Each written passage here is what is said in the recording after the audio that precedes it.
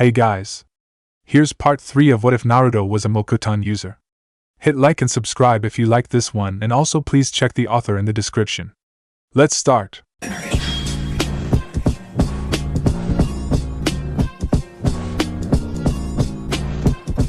Chapter 7, Reunion. It had been a full day since he left AIM, and Naruto was still grinning like a madman.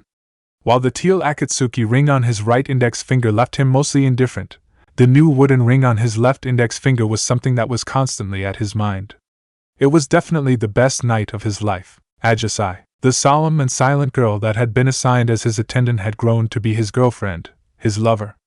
His, fantasies on where they would live, after the plans of Akatsuki had come to fulfillment, were rather pointless at this stage. Perhaps they could travel for a while first, before deciding where to settle. His current environment was quite to his liking. There were trees, an endless expanse of trees. This was what the world ought to look like, in his opinion, not the dreary endless rain and those horrible industrialized-style buildings. If not for Ajisai, he'd never returned to Amigakure. Too much metal, too little green. Ironic that I found my sole source of happiness in the most depressing place in the world, he chuckled to himself. All alone on the road, strange, how lonely one can feel once your loved one isn't next to you. Naruto was steadily heading to the place where Zetsu told him to wait for Kakuzu. It hadn't taken long for the plant man to pop out of the ground after Naruto left AIM. With his improved understanding of nature, or of himself, Naruto had noticed Zetsu's approach, taking timely precautions so as to not reveal his good mood. He wasn't willing to tell Zetsu about Ajisai.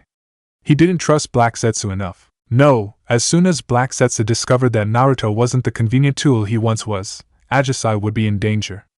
Naruto held no illusions on that. Zetsu's seeming intention to deviate from Pain's plans only made the situation more precarious. Fortunately, Zetsu had only focused on the mission at hand. Attacking Takigakure and retrieving their Jinchuriki seemed easy enough, especially with Kakuzu at his side, who knew the hidden entrance. Takigakure was, after all, the only shinobi village which actually lived up to its hidden moniker. Absent-mindedly, Naruto wondered if Ajisai had already moved all the furniture to her own apartment. The training ground where they had lived would be opened up to public again, now that he left, so she couldn't stay in the cottage which Naruto had created, which forced her to go back to her own apartment. Her being an orphan had left her with little money, and the interior of her apartment had suffered accordingly. Naruto's ability to create pretty much everything that wasn't a complex mechanism out of wood had come in handy. Her ability to seal things in her cards was equally convenient. Naruto smiled as he touched the sash that Ajisai had given him. It was a brown-orange sash similar to the one that Ajisai wore, with a pouch in front where he stored several of the sealing cards which Ajisai had made for him while he had been busy sealing the Ichibi and the Nibi. The larger pouch on his back contained several items, such as a bottle in which Ajisai had somehow engraved a seal, enabling it to contain vast amounts of drinking water or other beverage. The scroll containing food, predominantly Ajisai's beloved onigiri, was an amazing gift as well. In comparison, Naruto felt like a cheapskate by only giving her that easily made furniture. At least, it was easily made by him. She had explained how wooden furniture was worth a small fortune in AIM, due to the fact that they had to import proper wood from abroad, since the trees in AIM were of an inferior quality. AIM did not like doing business with outside forces. On top of that, with the sash over his dark blue pants, the only change in appearance that Naruto had made was the dark blue shirt, which Ajisai had sought out for him when they visited the stockrooms again. However, most of it got hidden underneath his Akatsuki cloak anyway. The lower half of his face was hidden by the black cloth mask, and the upper half covered by a straw hat. Naruto hid his features well. The only thing he lacked in comparison to the other members of Akatsuki was a Hittite. Konan had offered him one before he left, but he hadn't felt like wearing an Amigakure forehead protector was right, so he had declined. At the end of the day, Naruto crossed a small village, where a foolish group of bandits tried to rob him. Naruto hadn't seen a single soul after he had skewered those rogues. As if drawing blood invited him, Naruto soon sensed his partner's vast chakra. He might have hidden himself from regular sensors, but to Naruto, Kakuzu's chakra was clearly visible. One did not lie against nature easily. Picking up the pace, Naruto met up with Kakuzu an hour later. Brat, geezer. Kakuzu narrowed his eyes, scanning over Naruto. You've grown, I guess. I had some time to focus on discovering my power, Naruto shrugged. I don't think I've gotten stronger. Rather, I've gained knowledge of how to use what I already had. Let's go, Kakuzu was a man who hated wasting words. Time was money, after all, so who's the corpse? A monk, Chiriku of the Fire Temple, Kakuzu grunted. Put up quite a fight as well. But for 30 million ryo, that was to be expected, Naruto sighed. They were back to bounty hunting, an ugly life filled with the cold logic of money. But it was a necessary evil, at least until Naruto figured out whether there was an alternative path to peace. Neither Naruto nor Kakuzu were really worried about the attention which Chiriku's death might have drawn, and casually ran through the forest towards the nearest bounty station. Ugh, that stinking shed again? Naruto muttered. Fuck that. I'm not going into that urinal again. A rotting corpse is one thing, but the smell of piss and shit on top of it is just nauseating. Suit yourself, I'll wait outside. It'll take a while before you're finished counting the money anyway. Naruto yawned and sat down in front of the second-rate cafe, which provided the cover for the bounty station. There were more buildings in the complex, as it was built next to a main road that ran through Hino Kuni, but there wasn't a single soul to be seen. Soon Naruto drifted off, daydreaming of a certain girl who had made his life so much better. Only he was soon rudely woken up by the arrival of 4 shinobi. 3 of them were his age, 1 older, a jonin whose face Naruto reminded him of something. The blonde girl gasped when she saw him. The others had a grim look which told Naruto that they recognized his robe. Konoha shinobi, Naruto noted, citing their hatayate. In addition, the jonin had a sash just like the late Chiriku, which meant the man likely had a similar bounty too. Naruto-kun? They know my name? Naruto blinked. Perhaps this battle wouldn't be as boring as he had thought. And who might you guys be? He stared at the girl with the long, pale blonde hair. Her eyes fixed on his cerulean eyes, filled with a strange mixture of hope and fear. The other 2, the one with the black pineapple hairdo and the chubby one with the picky brown mane, were also staring oddly. Only the jonin exploited the moment of confusion. He was behind Naruto before the boy realized the man had moved, and slashed at him with those peculiar knives. Still, it wasn't fast enough. Naruto had gotten good training at creating barriers, having made a few wooden gates for Ajisai. She used those things as defense, summoning them from her cards whenever she got in a pinch. Asuma's blade, however, were coated in wind chakra. Regardless of whether the jonin broke through the gate, Naruto had bought just enough time to dodge. Interesting, Naruto muttered. If I'm not mistaken, you are Sarutobi Asuma. I thought your face looked familiar. Your head is worth even more than that of the monk. Akatsuki bastards, the jonin growled. Shikamaru, Ino, Choji, get moving. Akatsuki always move in 2-man teams. Oh dear, you don't mean to say you think you can beat me before Kakuzu pops up, do you? Naruto drawled. The pineapple head was obviously a Nara, considering how he had just trapped Naruto with the shadow-based jutsu. Ugh. I just wanted to take a nap. Why don't you guys get out of here? If Kakuzu walks out, you will all die, because unlike me, he only cares about money. He won't show you mercy like I would do. That voice. Those eyes, the blonde girl was still looking at him, or at least the part of him that wasn't covered in a mask or a cloak. She seemed too shell-shocked to move, a bad quality for a shinobi. You've changed, but still. Ino! Snap out of it, the Nara boy shouted, already sweating from the strain which his jutsu put on him. It can't be Naruto. He died. Shikamaru is right, Asuma nodded. We were warned to separate you, take you down one by one. Obviously, you possess great skill, Kunemori. You know that name too? Naruto raised a brow in surprise. Asuma attacked, probably assuming that Naruto was bound by Shikamaru's jutsu, but Naruto simply stepped to the side. The Nara groaned, struggling to keep control. Well now, what should I do? Nikuden Hari Sasha. Spiked human bullet tank. The rotund boy became bloated, spinning while covered with kunai. Quite devastating if it hits, Naruto idly thought, but not worried in any way. Mokuton, Mokusatsu Shibari no Jutsu, would release, smothering binding technique. Choji. The blonde girl finally moved as her rotund friend got caught in a web of wooden branches. Immobilized, Choji could only shrink back to his original size. But before he could escape, the wooden branches already narrowed and ensnared him once again. You were interesting while it lasted, Naruto shrugged. The blonde girl with the turquoise eyes interested him. She was quite similar to the Yamanaka woman he had hunted, a while ago. Her eyes were similar to those eyes that haunted his dreams, before Ajisai had freed him from those nightmares. What was her name again? Kaomi, wasn't it? What? She looked quite similar, Naruto explained. You must be a Yamanaka as well. Yes, they were from the same clan. And yet, something about this Yamanaka unnerved him. It was as if he was supposed to remember something. But what? Those eyes had haunted his dreams. Who was she? You were the one who killed her? Collecting bounties is my job, Naruto nodded, forcibly calming himself. He also found it rather amusing that a shinobi from Konoha would be disgusted by that. Didn't she know how many people had died at the hands of Konoha-nin? If his stay at AIM had made one thing clear to Naruto, it was that all hidden villages were the same, and yet, they were all self-righteous enough to think that they were the good guys.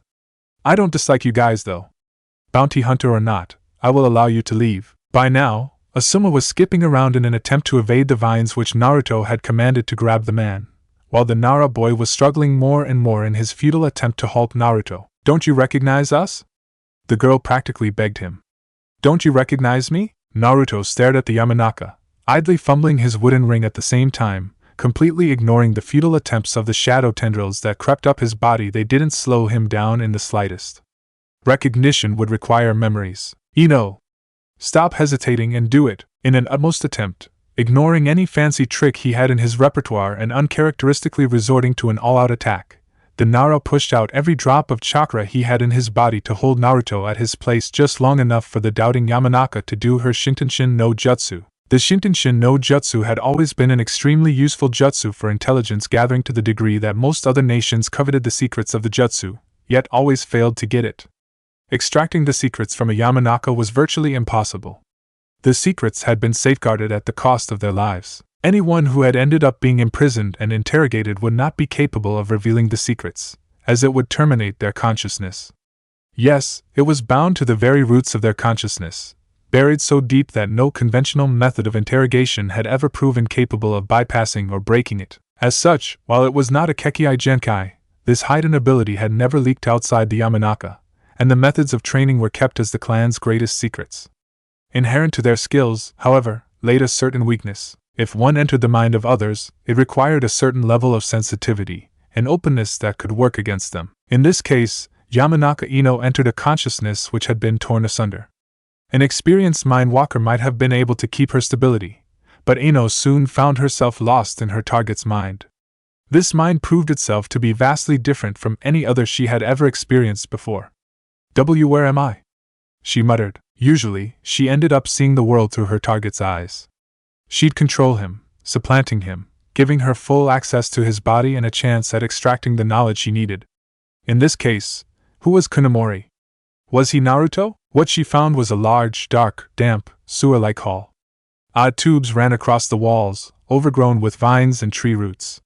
The air was thick and warm, almost oppressively, and she found it hard to breathe. Thin vines crept over the flooded floor, trying to ensnare Ino's legs. Ugh, I gotta keep moving, she muttered to herself, freeing herself from the vines. What happened?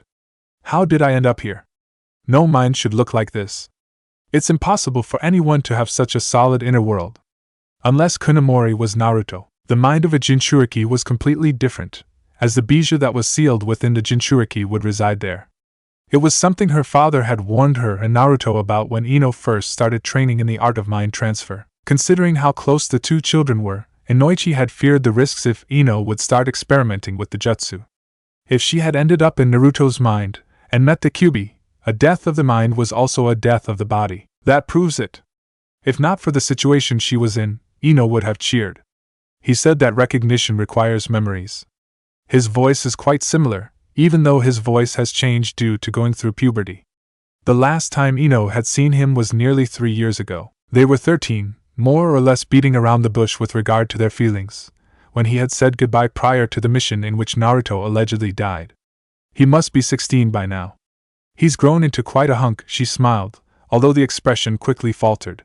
But he cannot remember me. Has he forgotten everything from before that mission? Cautiously she moved on, wading through the hall, evading the vines and roots that sluggishly attempted to capture her. There were doors in the hall. The first one had an ominous feel. Ino wasn't sure what was hidden behind it, and was secretly happy that it was blocked off to such a degree. She tried, but other than breaking off some roots, she couldn't move the door more than an inch. If this was indeed Naruto, it could have been the Kyuubi that hid behind it.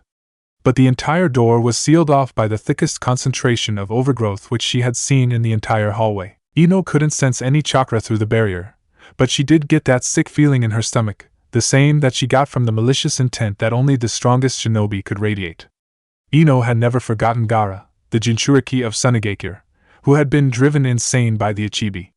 He radiated the same sickening feeling, at least, until Naruto had beaten him. When Sunagakure and Otogakure had invaded Konoha, after that battle, Gaara had seemingly regained his sanity. Naruto always had a strange way of touching people with his words and emotions. Ino smiled sadly. I just hope he hasn't forgotten that too. Why is he wearing that Akatsuki robe? Why would he, as a Jinchuriki, join the group that hunts his kin? Several more doors were locked, and others had proven to lead to empty halls, or a hall with odd mirror-like shapes. One of the mirror halls was huge but dark, the other was far smaller, but illuminated in a warm light. Ino had never seen a mind like this, and was beginning to fear that she'd never find a way out. At this point, she entered the room in which she now stood, a room with a gentle glow, filled with what seemed to be a rain forest. The overabundance of nature surprised her. It was so different from the gloomy hallway. It was as if all life originated from this place, and yet, as she walked deeper into the forest, she felt like she was entering a bottomless abyss. All life is endless. Ino jumped when the voice came from behind her. The boy with his spiky blonde hair stood there, his cerulean eyes seemingly curious as he took in his environment. How are you here? This is supposed to be my mind, right? Kunomori countered. It would be a better question to ask what you are doing here. Clan jutsu or not, this place doesn't seem to fit with any description of the Shintenshin no Jutsu which I've read up till now. Are you really Naruto-kun? Perhaps I once was, he answered flippantly. But let's get out of this forest. For me it won't matter much, but you aren't able to deal with it. With what? Nature. Nature? Mokuton, he frowned. I stand close to nature. It took me a while to get accustomed to it, but I highly doubt that you'd be able to endure it. The deeper you go into this forest, the deeper you seem to delve into the energy of nature. At least, that is how it feels like, he shrugged. Never been here before. You've never been in your own mindscape? I relied on sensory perception, not on this. What was that in the hall? That closed-off door? Hall? Door? He blinked. Not sure where you've been. Then again, I can't say how you think you know me either. Or who I once have been. Regardless of who you are, you need to scram. My mind is my own. I will not allow you to control me. I am not a tool. Don't you want to remember? Ino took a step back, tears sprouting in the corners of her eyes. Don't you want to remember me? Why would he want to remember you, little girl? A third voice grumbled through the forest. Darkness seeped through the hall, and from the shadows rose a second Naruto. He already has Aji-chan, he is part of Akatsuki. He is someone new now. What is this? The non-shadow Naruto growled. What is happening? You should shut up and keep out of this. Naruto felt as if he was looking in a mirror. The expression of this copy was far more aggressive, his eyes black and red rather than white and blue like they should be. But the confidence oozing from the darker shadow-like copy was disturbing Naruto. I see, Naruto's voice grew cold at the realization. So this is why this jutsu is made for interrogations. And Naruto-kun, what is happening? Don't act like a fool, girl. But she is a fool. This ends now. It sure does. The shadow Naruto leapt towards Ino, the fingers of his hand shaped like claws as he thrust toward her neck. The Yamanaka fell on her backside, screaming out in fear. Her eyes closed, she waited for the inevitable. But nothing happened. She cautiously opened her eyes, blinking when she saw the shadow Naruto bound by vines and roots. Idiot! What are you doing? Why do you stop me from forcing this treacherous bitch out? You killing her will solve nothing, Naruto bit back. He didn't know why, but the idea of killing the girl just felt wrong, very wrong. He felt that way, and had no idea why. It infuriated him. I don't care who you are, but I don't want either of you walking around in my mind. But I am you. I am not a product of an illusion. I am born from the darkness that resides in your memories. I am who you once have been. I am the pain of your past. Before Zetsu gave you your pathetic new life, before Ajisai entered your life and gave you purpose, you were me. If that was who I was, I reject my former self, Naruto said with a cold fury audible in his voice. Before Ino could say a thing, Naruto's hand pierced the chest of his mirror image. Or clone. Or whatever it was. Ino couldn't tell what was happening. Fool, you cannot reject me. That which was cut asunder cannot be destroyed. Red flames flickered, spreading over Naruto's hand, while his shadowy counterpart disappeared. And Naruto-kun? Shut up! First you invade my mind, and now you cast this illusion. Naruto growled, surprised by the anger he suddenly felt boiling within himself. If you wanted to survive this, you should have left me alone. Your honey voice utters my name as if you know me, as if you care about me enough to make me falter. And what is my reward? Treason! Lies! And no! Naruto-kun, I didn't do that. Could you please? Ino's plea was cut short when his chakra erupted. The last thing she saw was fire spreading over his body, red lines glowing on his face like embers, and his eyes, those anger-filled eyes. But it was the whispered words that followed which remained stuck in her mind. Those words, they kept returning, always making her ponder what they meant, haunting her in her nightmares. They kept repeating themselves, over and over again, along with the question, what happened to Naruto-kun? The limbs, mere meat. The torso, but a vessel. The head, all but unnecessary. The heart, separate, keeps life. The heart, safe from the blade, can be restored. The heart waits in the fade. With the copperish taste of blood in her mouth, Ino realized she was back in her own body. The explosion of chakra had forced her out. Whatever had happened, Naruto had truly become powerful enough to earn his position within an organization such as Akatsuki. She felt hands on her shoulder, black eyes looking at her with worry. You okay, Ino? Yes, Shika. But we need to run, Ino muttered, her head reeling from all which she had just witnessed. The other Akatsuki came out, while you tried to take Kunimori down. Asuma-sensei and Choji are. An explosion drowned the sound of Shikamaru's voice. They saw Choji flying by, landing roughly while skipping over the ground. He was left unconscious, and Ino cringed when she saw the angle at which his arm was held. It was broken, at least at 1 or 2 spots. Close by, Asuma was panting. Kakuza had sent Choji flying. Plus whatever Doton Jutsu was that the man used, Asuma struggled just to block Kakuzu's fists. Right in the middle of things, surprisingly, money came looking for us, Kakuzu chuckled darkly. I wonder what those fools that follow you did to get the brat in that state of mind. But I will be lenient. Those 30 million from Chiriku made my day. Your 35 on top of that will make this the best payday I've had in decades. So as a bonus, I'll let you deal with the brat. What is he? Asuma felt the chakra that the blonde boy was accumulating. Or is Ino actually right? He looked at Kakuzu, who was withdrawing already. One word of advice, Sarutobi Asuma, Kakuzu added darkly. Don't let your guard down, or you'll die. And I can't have you end up like an unrecognizable corpse. Asuma frowned, but didn't look a gift horse in the mouth. If the tall man was so confident in the abilities of his partner, Asuma figured he would have his fight cut out for him. Attacking Kakuzu now, even if his back was turned towards him, would probably only remove what little chance at survival they had. A one-on-one fight was still better than the two-on-one alternative unless his team had something to offer. Asuma figured that he would be on his own, but hoped that reinforcements would arrive soon. These levels of chakra were bound to attract attention. The Sarutobi rushed towards his team. They wouldn't have much time before the other finished whatever he was preparing for. Asuma-sensei, Shikamaru was the first to speak up.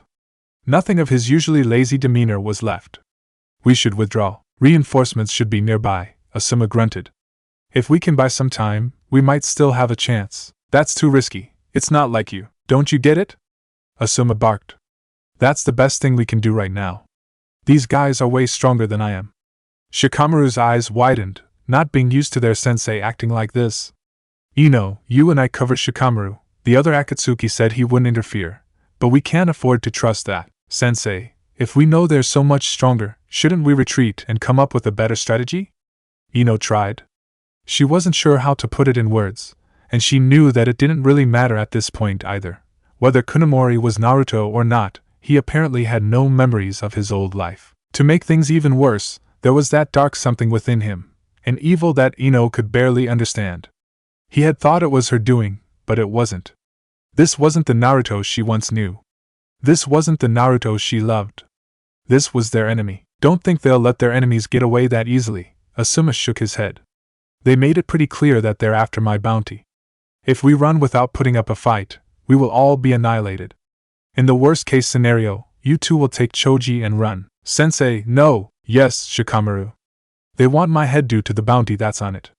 They are not targeting you three. It is the only logical way, and you know that. A Kinbu move doesn't really suit you, Shikamaru said darkly. Hey, I'm not going to turn into a worthless piece just yet because you three are here too. Hopefully, Choji will wake up soon. If the stories of Shodai's Mokuton are true, we will need his physical strength. As if on his cue, a voice resounded. Mokuton, Mokuryu no Jutsu. Wood release, wood dragon technique. A wood dragon? Asuma paled. Damn. Can this get any worse? A gigantic wooden dragon entered their sight. The serpentine creature had a short trunk-like nose and long sharp teeth. It was a formidable jutsu, and by the way the eyes glowed up, Asuma feared that the creature had some kind of consciousness of its own as well. On top of the creature's head stood the blonde Akatsuki, his face somehow painted with crimson lines. You should have listened when I gave you a way out, Naruto shouted. But for messing with my mind, you will all pay the price. Asuma cast a look at Ino and Shikamaru. The latter had exhausted his chakra to give Ino a chance to subdue the Mokuton user, but Ino had failed. She had an odd look in her eyes, wild, and her chakra seemed to be too low to be of any use. With a jutsu of that level, take Choji and run. I am your Taicho, Asuma barked. You will obey my command. Our plans are pointless. This is a fight that is out of our league. Asuma-sensei, what about Ino started, but Shikamaru halted her. He dragged her along to Choji. They were out of time. Ino was still recovering from her jutsu, Choji was knocked out, and Shikamaru knew he completely lacked the chakra to be of use at this point. Asuma was right. Against this power, no strategy would work out. The three of them would only drag Asuma down. Mokuton Hijitsu, Jukai Koten, would release secret technique, nativity of a world of trees, Naruto's voice resounded. Did you think I would let anyone get away? I told you that I will not allow anyone to invade my mind. I can't allow you to leave with whatever you've extracted from me. Team 10 found itself surrounded. A dense forest grew within moments, exactly according to Naruto's wishes. While he originally had nothing against Ino, she did invade his mind. For someone striving for freedom, it was unforgivable that another invaded that last bastion of free will. He was a tool, forced by circumstances and a lack of appealing alternatives. But someone attacking him within his mind was something that put Naruto off. In short, he was mad as hell. The nimble wooden dragon rushed forward, but before Naruto could reach his blonde attacker, her Taicho stepped in. Naruto couldn't really be bothered with whatever attack he used that spread those ashes. As if he thinks Mokuton is all I can do. Why do people always assume I'm a one-trick pony? Asuma was shocked when he saw the sequence of hand seals, but deemed it to be irrelevant. He was just a bit faster. His fireball would overpower the futon, Detapa, wind release, great breakthrough, having the elemental advantage. How wrong the Jonin was. Whether wind usually just served to fan the flames or not, whether his Katon, Heizukisho, fire release, ash pile burning, ignited or not, the wind attack was stronger. Drawing his power from nature itself, Naruto's chakra reserves dwarfed that of the Jonin, to a degree that even Kakuzu frowned in mild surprise. Kakuzu knew his partner had the potential, knew that he was growing at an unbelievable rate, but to see this display was something different entirely. He had witnessed the outbursts of Naruto before, stopping his multiple rampages. Right now, however, that power was controlled and calm, unlike the wild state that Kakuzu usually saw. Now Kakuzu came to understand why Zetsu held the boy as a contingency against pain.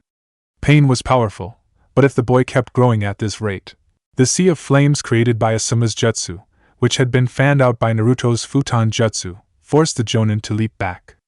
The fire attack hadn't even damaged the wooden dragon, and the damage to the surrounding forest wasn't substantial enough either. Mokuton isn't the only thing I can do, Naruto growled. I gave you more chances than any of my previous bounties, but unfortunately, what the hell? Under the cover of the smoke which the fire had created, Asuma had vanished, only to reappear at Naruto's side.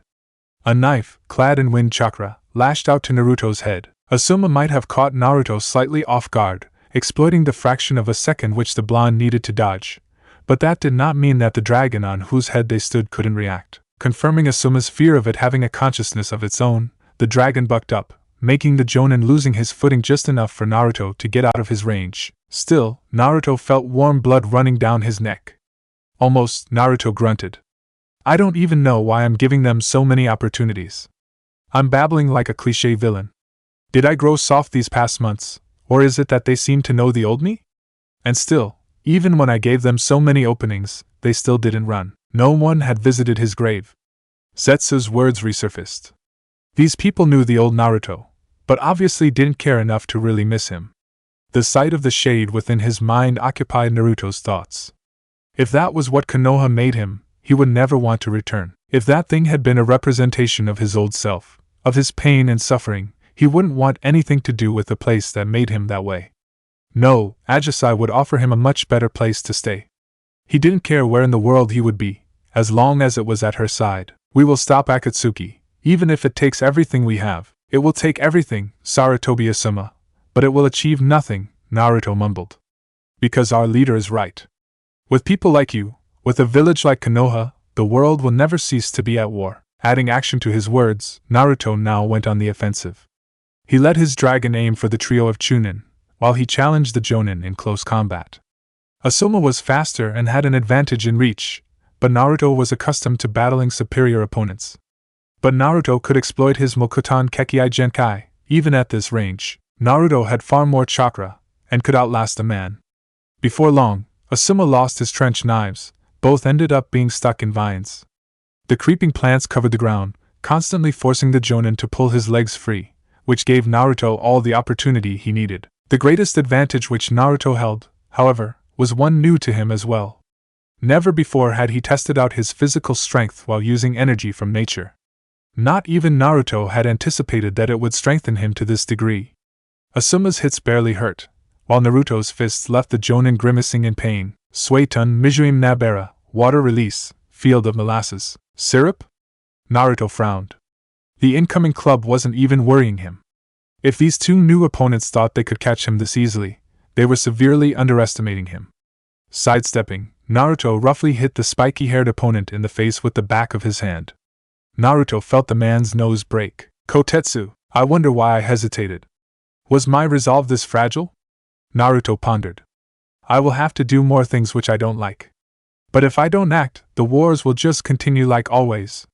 I have strength, so I carry a responsibility, not towards myself, but to Aji-chan. I promised her that we'd be together once Akatsuki was done. These people stand between me and Aji-chan. Even if I become a monster, if it is for Aji-chan, I will do it. No more pity. No more hesitation. They had gotten their chance. Roots enveloped this Kotetsu, crushing the man's torso in the process. Wait, Izumo, don't Asuma tried to stop the other Chunin, but the young man was too angry, an anger that led to his own undoing. Vengeance, can't you see this is what fuels all wars? Naruto grunted, pulling his hand from Izumo's chest. The shocked expression on the man's face stilled, and after a few more spasms his body would remain motionless forever. At least the Jonin seems to be aware that those alive are more important than those who have already perished. Mokuton, Tsurushi, would release poison ivy. The soil got covered with flowering plants, which made Ino, who was touched by it first, scream out in pain. The skin on her legs seemed to be burning red, and her movements faltered. She would have fallen if not for Asuma. Her short skirt was truly a bad choice of clothing against this form of attack. Go, Aoba shouted. We'll hold him off. You four should get out. We'll catch up soon enough. Foolish, Naruto jumped down. You're all within my forest. Did it honestly not occur to you that I was simply holding back? Whatever attachments you had to me, it would seem they vanished along with my memories. Memories? Shikamaru gasped. And Naruto? No, that can't be. Mokuton, Kajukai Korin, would release. Advent of a world of flowering trees. The trees which Naruto had created earlier grew flowers. Flowers which bloomed and spread pollen into the atmosphere. Jonin, Tokubetsu Jonin, and Chunin, they all fell to the poisonous mist. Breathing in the pollen, they quickly fell. Asuma struggled with all his willpower to stay awake, but it was useless. Naruto was too strong. This only puts them all to sleep, Naruto drawled. But be happy. None of the others hold bounties. They will wake up in a few hours, unharmed. Well, the girl might have some difficulties with that poison ivy, but if they hurry back to Konoha after waking up, she should be able to live. Monsters, good or evil is merely a matter of perspective, Asuma-san. Your death will fund the... Naruto suddenly scowled. Kakuzu jumped down at his side, still carrying the suitcase that contained the bounty on Churika's head, also scowling. Damn it, why does it have to be now? Stop it, Kakuzu grumbled. 3 freaking days, Naruto sighed. Then again, Kisame was rather pissed off when we were first to get a target. I'm not going to hand over my prized bounty this easily. We'll have to return to these guys later on. The Jinchuriki of the Yambi was captured. All members had to meet at the Call of Pain, aiding in the sealing. It meant Kakuzu and Naruto would have to hurry and find a safe place to stay for the time being. Asuma did not know any of this, though. He just saw the two Akatsuki retreat, one of them being a former genin he had known pretty well due to the boy's relation to Ino. He wondered why they retreated so suddenly, and then the pollen put him to a deep sleep. The knocking continued. Ajisai turned around, dragging the blanket over her ears, pushing her head into her pillow, and still the annoying sound persisted. Annoyed, she dragged herself out of bed. It still smelled of Naruto, and she would rather have dreamt on about him than wake up. Sealing techniques were awesome. Her entire apartment looked different with the new furniture. It still was small, but at least it was cozy now. Ajisai quickly slipped on her clothes, and found herself greeted by the sight of her two teammates when she opened the door. Ajisai, Fu tapped her feet on her ground, obviously impatient. You were late. What were you doing? Fu was as old as Ajisai was, a kunoichi with long black hair that covered the entire left side of her face. Her purple eyes were always half open, giving her a somewhat bored expression. She wore a violet long-sleeved dress with purple pants and shinobi sandals. In addition to her outfit, she had a light violet sash draped over her right shoulder and a yellow choker. Over her shoulder hung her usual umbrella, Fu being one of the many who used it as a saban launcher. We were supposed to meet up this morning, Swearin agreed, equally annoyed, although in a calmer tone of voice. Swearin was always the more level-headed of the two. Swearin had long, wild, dark green hair. The top of her head was covered under a cloth which she wore in a bandana style, to which her hitite was attached. Most of her slim face was hidden, if not by the hair or the bandana, then by the black mask which covered her lower face. What caused her to have such scars was something even Fu and Ajisai didn't know, but they did not prod either. Those burns were not natural, and Ajisai wasn't exactly willing to talk about her own past prior to joining the reformed Amigakure either.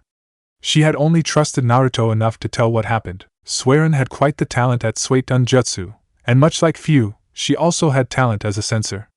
Swearin wore the same light purple poncho as usual, on top of a violet kimono with a brown-orange sash, and bandages around her arms and hands. Her light purple-colored eyes usually observed the world calmly, with the sole exception being when consuming alcohol.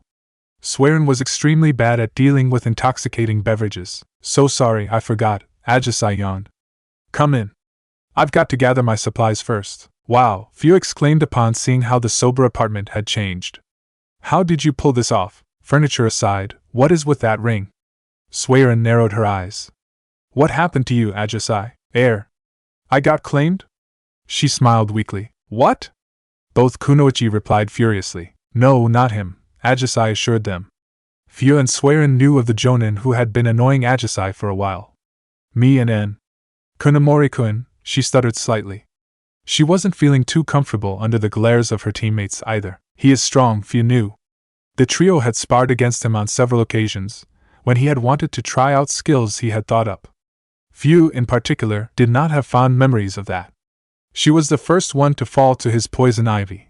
Although he had personally removed the toxins, it had still itched like hell. But is his claim something you want, Ajisai? We'll help you kill him if he took you against your will, and please don't, Ajisai smiled. To be honest, it is more like I claimed him than the other way around. Kunomori-kun is too gentle to act so aggressively. But I told you this as friends, make sure you keep it to yourselves. I trust you, but Kunomori-kun is powerful, so he will attract enemies that might target me, or even you, because of him. He has the same cloak as Pain-sama, Swearin agreed. But I agree with Fu. If he does anything wrong to you, he'll die. Powerful or not, we made a promise. We did, Ajisai still smiled. To protect each other from the men who'd still think the old ways were good. But Kunomori-kun is different from the men in AIM. Better. But you don't need to protect me from him, or his reputation. It would seem he has changed quite a bit over these past few months, Swearin frowned. He was so cold and distant at first. He acted nice enough, but that was only a facade. That bastard would kill anyone without blinking an eye, Fu muttered. But it's not like he was cruel or anything, but just aimless. Perhaps that is why they ended up together, Swearin wondered out loud. Ajisai needed something to live for as well. You make it sound like I was completely depressing. Ajisai felt a little hurt by the accusation. Sure, with the things she'd been through, she knew she wasn't exactly a cheerful little ray of sunshine, but she couldn't have been that bad, right? She idolized Konan, and shared their goal of ending the wars that tormented Amigakure. I did have something to live for, even before I met Kunomori-kun. As a kunoichi, perhaps, but not as a woman. That's a bit harsh, Swearin. She is, but she's right, Fia huffed. How many years have we been working together? I think I can count the number of times I've seen you smile on 2 hands. Life isn't only about duty and logic, Swearin agreed. Although we do have a duty. Remember that we were supposed to report in so that Tenshi-sama could give us our next mission? You were missing during that. I forgot, Ajisai gasped. She slapped herself to the forehead.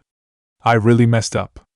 Ugh, those dreams I keep having since I slept with him. It's only getting worse the longer he's gone. It almost felt real. Lovesick, Fia pointed at Ajisai, earning her a glare, but Swearin uncharacteristically giggled at the sight. First Ajisai is in love, and now you're acting all girly? What is wrong with this world? Oh, can it? Swearin playfully slapped Fia on her head. But now, the remark of Tenshi-sama makes sense. With Ajisai connected to Kunomori-san, giving her low-profile missions would be best. Low-profile missions? We are assigned to border patrol duty, on the northeastern border, Fia repeated what Konan had told them. Nothing ever happens in the region. It isn't really a border to Hai no Kuni nor Kusa, so, well, it is no man's land. Tenshi-sama knows. Ajisai cringed a little at the memory of her waking up at Naruto's side while Konan stood there next to them. It was not the way she wanted to be seen by her idol. But at least she and Naruto hadn't gone that far yet. At that point, it would seem like Naruto-kun actually threatened her. In case something would happen to me, he's crazy.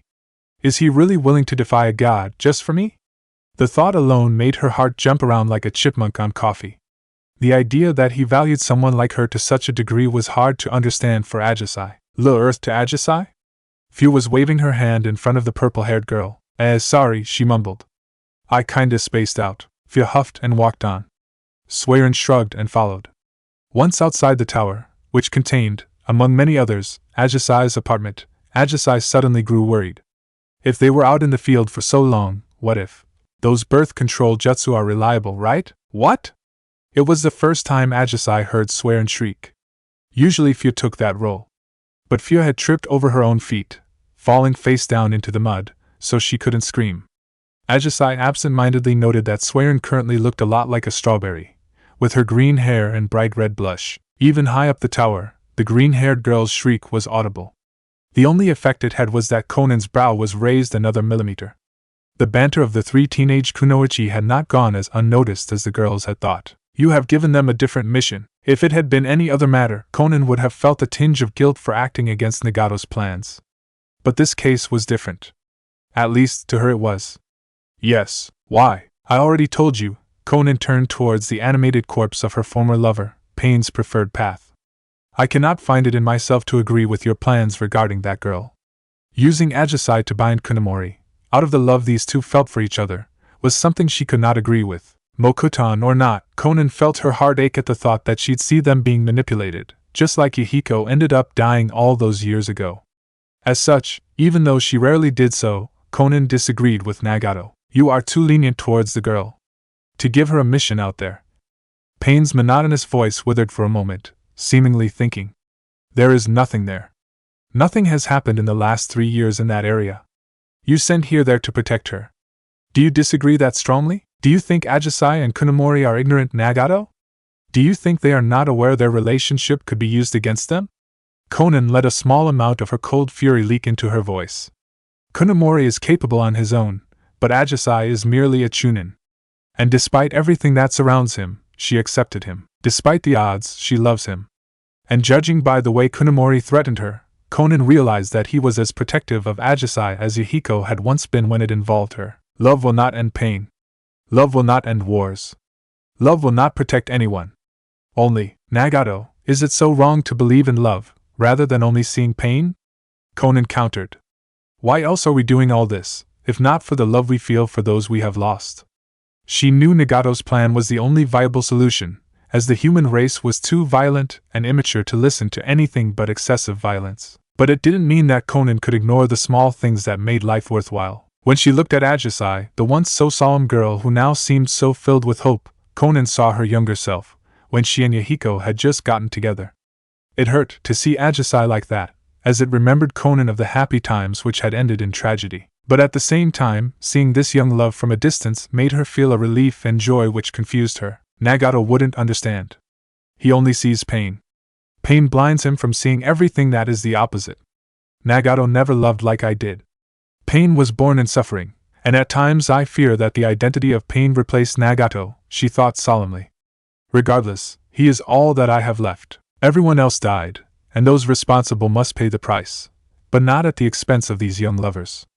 Not if I can help it. Bonus, red-hot-blooded habanero, Ajayasei, one of the two girls that had entered the little forest, called out. Swearin, Few tried to hush her friend, to no avail. What? Don't shout like that. You know that you're not very convincing when you're saying it while raising your voice, right? Swearin couldn't help but retort dryly. That isn't the point, Fear hissed through the hands she clasped in front of her own mouth. We shouldn't be here. Why not? Ajasai said we could come here any time we want, Swearin shrugged, not seeing her black-haired friend's point. She did, but that's not what worries me. Him, Fear admitted reluctantly.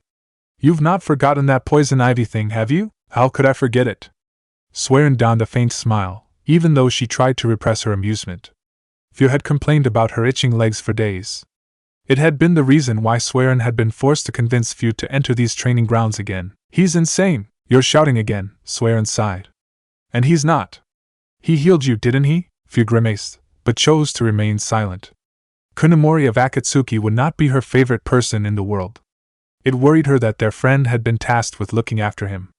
His crazy experiments with new jutsu would undoubtedly put Ajasai in danger. That was the angle through which Swearin had eventually managed to convince Few to come along. Both of them being sensor-type kunoichi, they both were very well aware of how monstrous of a shinobi this Kunomori was. Aside from the two leaders of Amigekure, Kami and his angel, there was no one whom they had ever seen to possess such insane levels of chakra. While he was a bit distant, Swearin didn't see much of a problem in Kunomori. He was surprisingly kind for someone of his level. And the way he hid the bottom half of his face made her wonder what he would look like. She idly fancied the thought of him being a hottie. They both wore masks, so they were a perfect match, right? Few was more hostile in her opinion. Being poisoned by him, she didn't quickly forgive or forget his transgressions. Of the three, she was the fiercest during their spars against him, the most eager to make him pay. And she was also the one which took her unavoidable defeat the hardest. What vexed her even more was that she, deep down, understood why Ajasai admired the guy so much. His powers were nothing short of miraculous. Sprouting forests at a whim, creating dragons, and the list went on. What he did wasn't normal. What he did wasn't fitting for a normal mortal man, Ajasai. Ugh, Few wanted to slap her friend. Don't you agree that it's better for him to know that we're walking through this forest than to fall victim to one of his shenanigans because he didn't know we were close? Swearin shook her head in exasperation when Few suddenly started shouting for Ajasai. Ajasai, however, did not hear her friends approaching. She was preoccupied, watching Kunomori as he conducted another experiment. They marveled at the sight of the unusual plant. About 120 centimeters high, it wasn't so much that it deviated from the rest of the foliage, if not for the white-green colored flowers. As they watched, they saw the flowers bloom and sprout its green fruit. Green turned yellow, which led to orange, red, and eventually a brownish kind of color. In hindsight, neither of the girls understood why they weren't running away at that point. Then again, many things that go wrong are horribly easy to avoid. In hindsight, at least. Right now, they were just stupidly ogling the plant's accelerated growth process. Until the fruit shriveled and exploded, at least. At that point they weren't able to see anything anymore. Their eyes were burning as if someone poured napalm over them. Not even mentioning their noses and mouths. While Ajasai was helping her friend to wash out their eyes, Naruto walked through the clearing. A mild futon jutsu had removed the airborne peppers.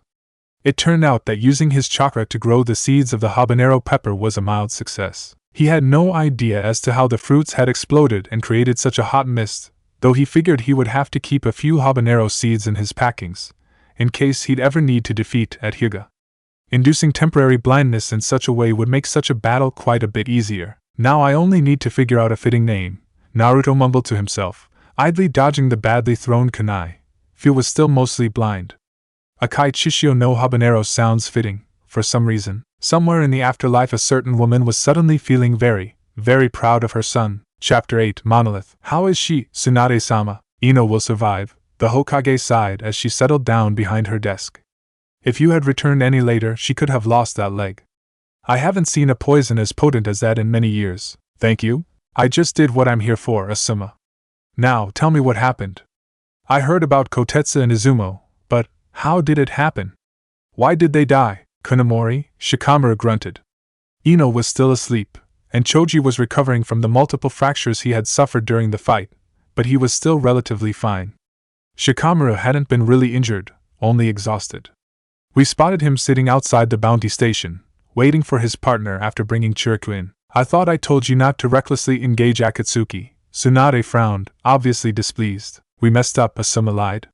Truthfully, it was Ino who had blurted out Naruto's name upon seeing the blonde boy, but he wasn't going to rat her out. They had failed as a team, so they would share the blame equally as well. I thought we could do it. We got very close as well. But his Mokuton. I've never felt a power like that ever before. How did they copy my grandfather's Kekkai Genkai like that? Tsunade-sama, I doubt it was a copy. It was something. I don't know, I have never seen the power of Shodai-sama in person, but I can't believe he would have given off such a sinister aura. Tenzo is nothing in comparison.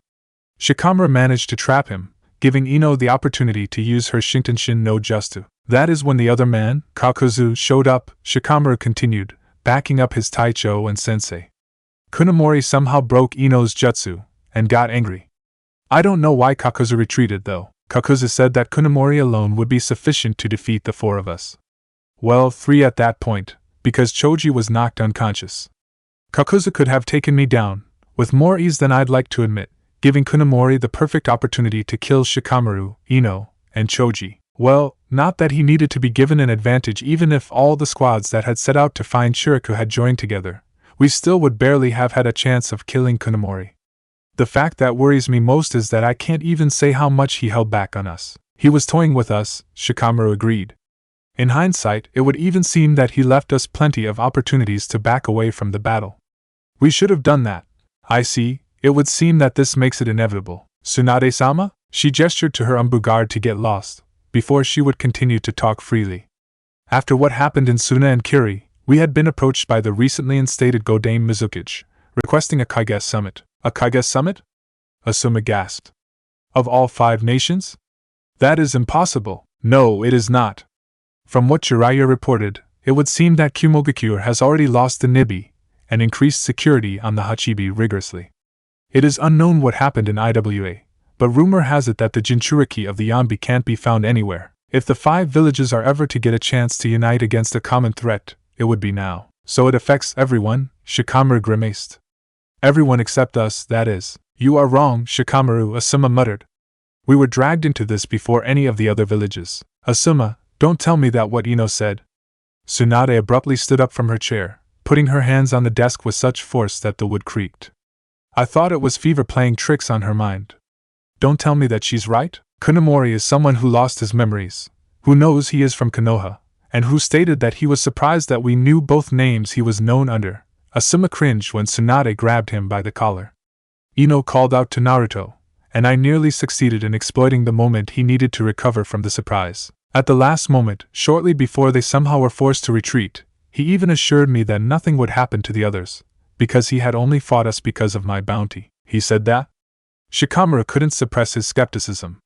Sensei, how can that guy be Naruto? We all know how he and Ino were.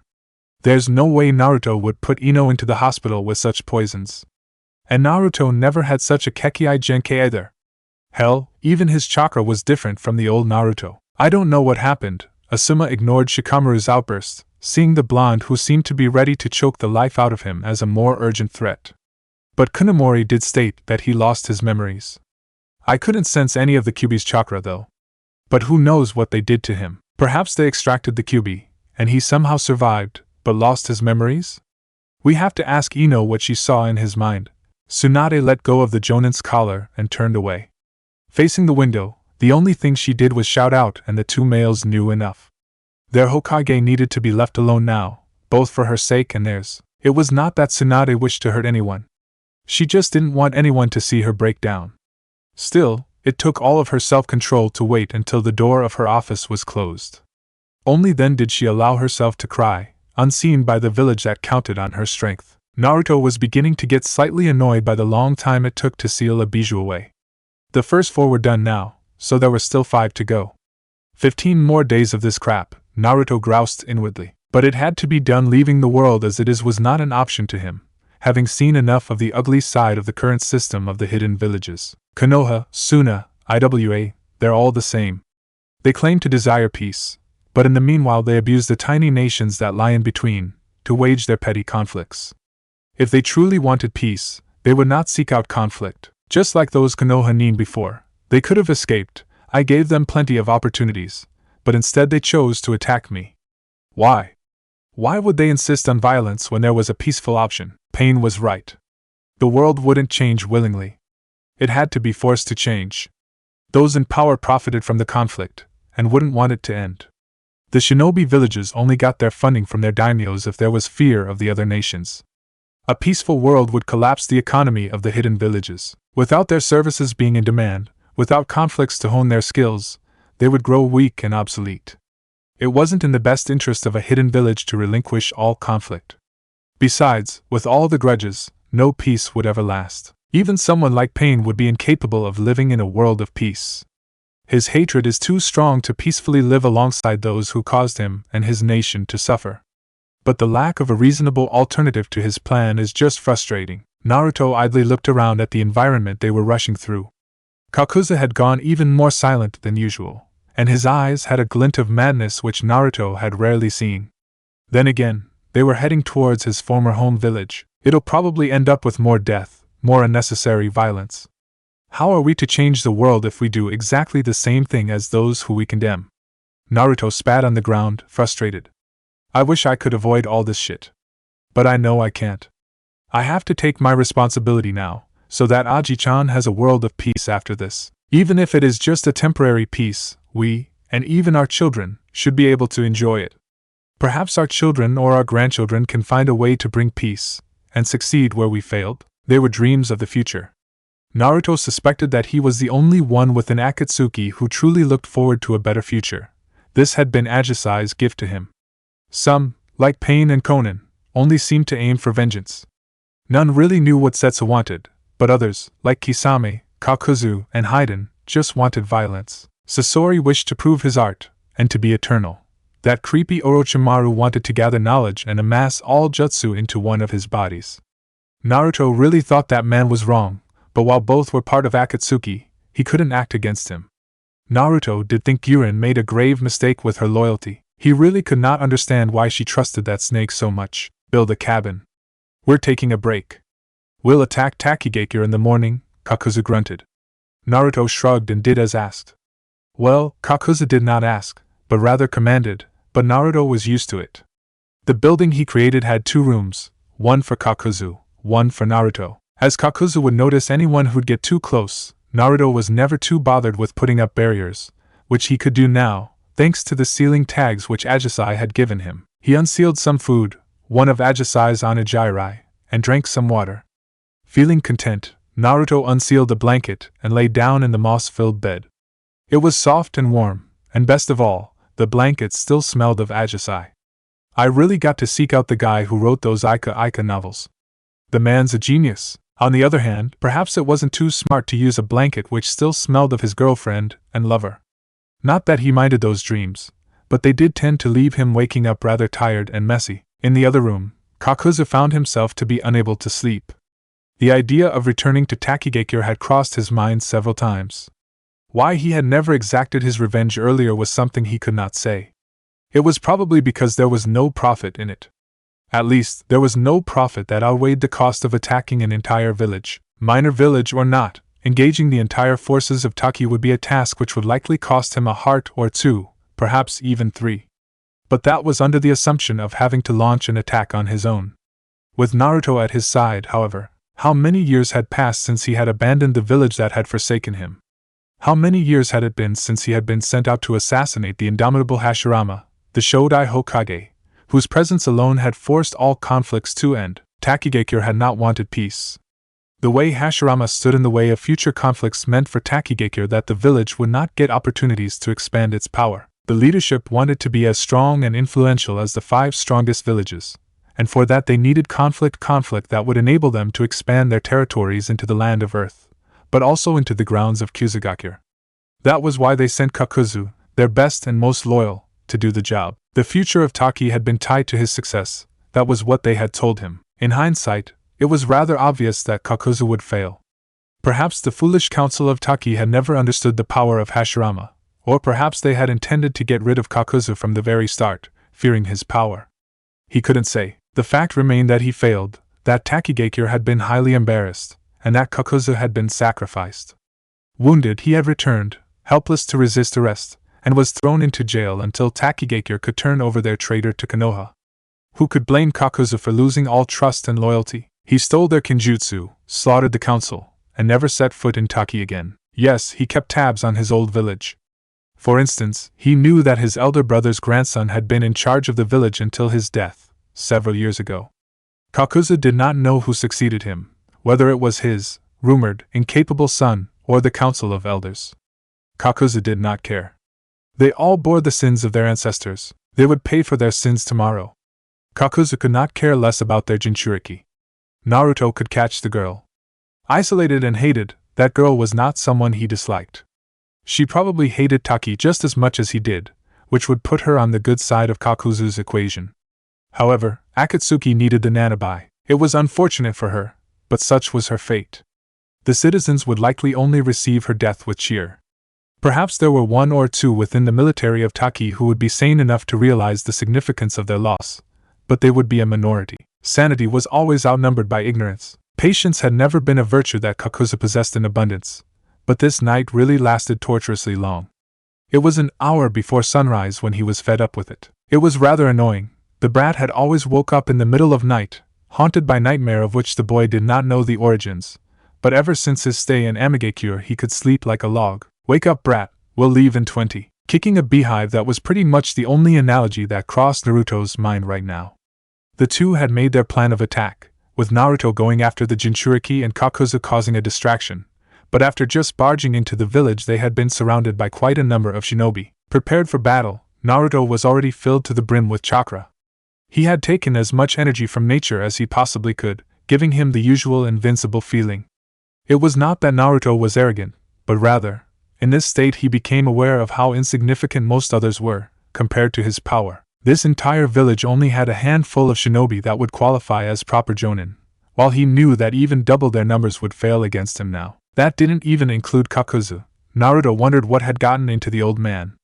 Kakuzu was more homicidal than Naruto had ever seen before, including during their training sessions. He had never gotten into the specifics about Kakuzu's defection, but it seemed like he had one hell of a grudge against his old village. That much had been obvious to Naruto the very moment when Kakuzu had made him the one who'd have to capture the Jinchuriki. Kakuzu never acted as a distraction. No, the Jinchuriki wasn't Kakuzu's main goal this time. Naruto going after the Jinchuriki, instead, Kakuzu was the distraction. Well, you wanted the village, so they're all yours. Naruto looked at his partner. I could make you a dragon in order to smash things up a little. Why, you're Akatsuki, stammered one of the elder shinobi, one of the few jonin. Apparently, he was the senior shinobi out here, being the one in charge of this. Well, Naruto was not willing to call this feeble group of trembling men a line of defense. How observant, Kakuzu drawled. If we heard you people are after the Jinchuriki, you are wasting his time, Naruto warned. That's usually a bad plan when it comes to Kakuzu. The response to the name almost was funny. The group, already terrified by these two overwhelmingly strong opponents, was now practically frozen in terror. Their boogeyman, their demon of Taki's dark past, had returned to haunt them. Parents had scared their children with stories of Taki's most dangerous traitor. Those who wrote history were seldom unbiased, who had murdered many innocent men, women, and children, just to satisfy his lust for blood. If why you are after ORJ Jinchuriki, you can have her, the leader stuttered. His face had gone pale. You're willing to sell her out? Naruto said disbelievingly. You'd rather give up one of your own, than fight side by side? Disgusting, you hidden villages really don't deserve anything, do you? She's not one of us. Someone within the group shouted. That bitch is a demon. Yeah, we're not going to take the fall for someone like that. Just take her away, Akatsuki. Take her and leave us alone. Yeah, let that traitor join the other traitor. These people, in their fear or ignorance, never realized that what they did, what they said, was exactly the wrong thing. Being betrayed by the village, as reward for attempting to do the impossible mission they issued him, Kakuzu already had a grudge against Takigakure. These remarks were like throwing salt in the man's wounds. Needless to say, the gathered shinobi did not live on for much longer. Their selfish pleas had been their undoing. Naruto let him go. Not that he liked it, but cooperation with Kakuzu was still a necessity. Killing Kakuzu was something he'd do later on. The training methods which the old man had used were still something Naruto wanted to repay him for, with interest. But while Akatsuki needed Kakuzu, Naruto could not act. He could not afford to antagonize pain while Ajisai was living in Amigakure. This would be so much easier if I had been as emotionless and unattached as Zetsu and Kakuzu told me to be. Well, I pretty much was that way. And then Aji-chan happened. I can't say it is making my current job much easier though. Hunting targets without giving a damn is definitely easier. On the other hand, now I have purpose. Now I have a reason why I act, Naruto mused, while idly watching how Kakuzu and his thread-like monsters tore through the ranks. One or two idiots were stupid enough to mistake Naruto's lack of action for weakness, but none of them lasted very long. These guys build a village around the largest tree I've ever seen, and then look surprised when its roots impale them, Naruto muttered. He started moving. He had seen a pair of orange eyes. Those eyes had been wide open, shocked, when the shinobi had exclaimed that they could take the Jinchuriki away freely. Naruto had felt her chakra from the very start. Mastery of the Shunshin no Jutsu was truly the bread and butter of a shinobi's job. Hello, Fu. Naruto's mastery exceeded that of the poor Jinchuriki. Rinpun, scale powder, she breathed out a cloud of powder, probably meant to attack him. One chakra-enhanced sigh later, and the powder was unable to reach Naruto, scattered to the winds. I granted you some time to at least witness the end of the fools who were willing to sell you out, Naruto muttered. And still you attack me? What do you want from Fu? Fu was pretty much everything that Zetsu had reported. She was a petite, almost androgynous, tan-skinned kunoichi with orange eyes and mint-green hair, a little shorter than Naruto, and not wearing too many clothes, not that there was too much shape to show off. Akatsuki wants the bijou that's sealed within you. I'm sorry, it's nothing personal, but I'll have to capture you. Why? Haven't you people done enough bad to Fu already? The whole world is suffering, Naruto sighed, you, me, everyone. But the bijou can pave the way to peace. To end all the unnecessary bloodshed, to free all humans from this endless cycle of violence, that is why I have to capture you. Fu would rather live. Naruto frowned when she flipped him off, sprouted wings, and flew up. The ability to fly. Interesting. But futile. All trees were under his command. This large tree was no exception. It was towering over the village, acting almost as a roof, making the ability to fly quite futile. Good thing Zetsu already did his research, Naruto mumbled to himself. It would be hell to track her down if she got away. Let Fu go! She shouted, struggling against the wooden appendage that had caught her midair. As you wish, he crudely threw her down, making enough of an impact to leave an imprint of the girl into the ground. Naruto took no pleasure in it, but she had to be bound. Transporting her while she was unconscious would be easier, especially for his conscience. My conscience. I'm a coward. As if it is any less worse what I do, if I don't get to know the girl. Am I that scared to discover she's not a bad person, but that I'm bad? I already know that what I do is unforgivable, but I don't do it for myself anymore. If my actions can bring peace, if they can give Aji-chan a peaceful world, I have to do it. However, she did not go down as easily as he had hoped. Her chakra spiked, forcing him to create more and more roots to hold her down. This isn't going to work. Fine. Mokuton, Mokuria no Jutsu, would release, would dragon technique. It was unfair, actually. Naruto's ability to suppress a bijou's chakra, through the wood dragon, and Fu's lack of proper training, made the battle completely one-sided, and short. Sapped of her chakra, Fu eventually stopped struggling. Stuck between the jaws of the dragon, Naruto thought it to be best to keep her there. Minor injuries wouldn't be a problem, and the dragon wouldn't try to kill her.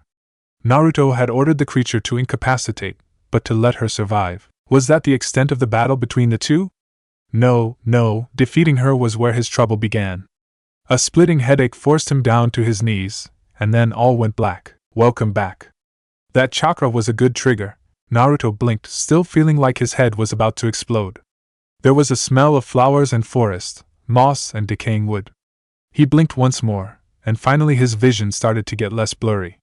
Pushing himself from the ground, he found himself back in the odd forest in which he had been once before. Last time, that blonde girl had been there, invading his mind. But he had thought that it was a genjutsu, that she tricked him, something which had infuriated him. However, Yamanaka Ino wasn't here, not outside his mind, and not inside, nor any other Yamanaka, for that matter. But the shadowy copy of himself was there, as ethereal as it was the last time. Its black and red eyes were filled with a rage that seemed to be aimed at everything in the world. So, you really aren't an illusion, Naruto frowned. That would mean the Yamanaka girl was honest, and I falsely accused her. Oh well, that Jonin should have gotten her back to Konoha in time to fix that poison. Next time I meet her, I'll let her live, perhaps even apologize. I told you that, moron. Sure you would, but why would I trust you? A sensible choice, unlike many others you made. Cut the crap, what the hell are you? If this is my mind, why are you here? I thought I told you that already, the shadowy Naruto drawled. I am who you once were. I am the true you, Uzumaki Naruto. Uzumaki? Naruto frowned.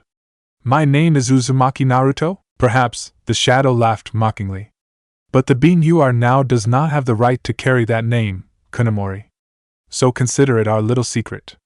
Not that you would trust Zetsu and Kakuzu with that tidbit of knowledge. After all, they should know your name too, but chose to leave you in the dark. But tell me, do you feel proud that you captured that girl?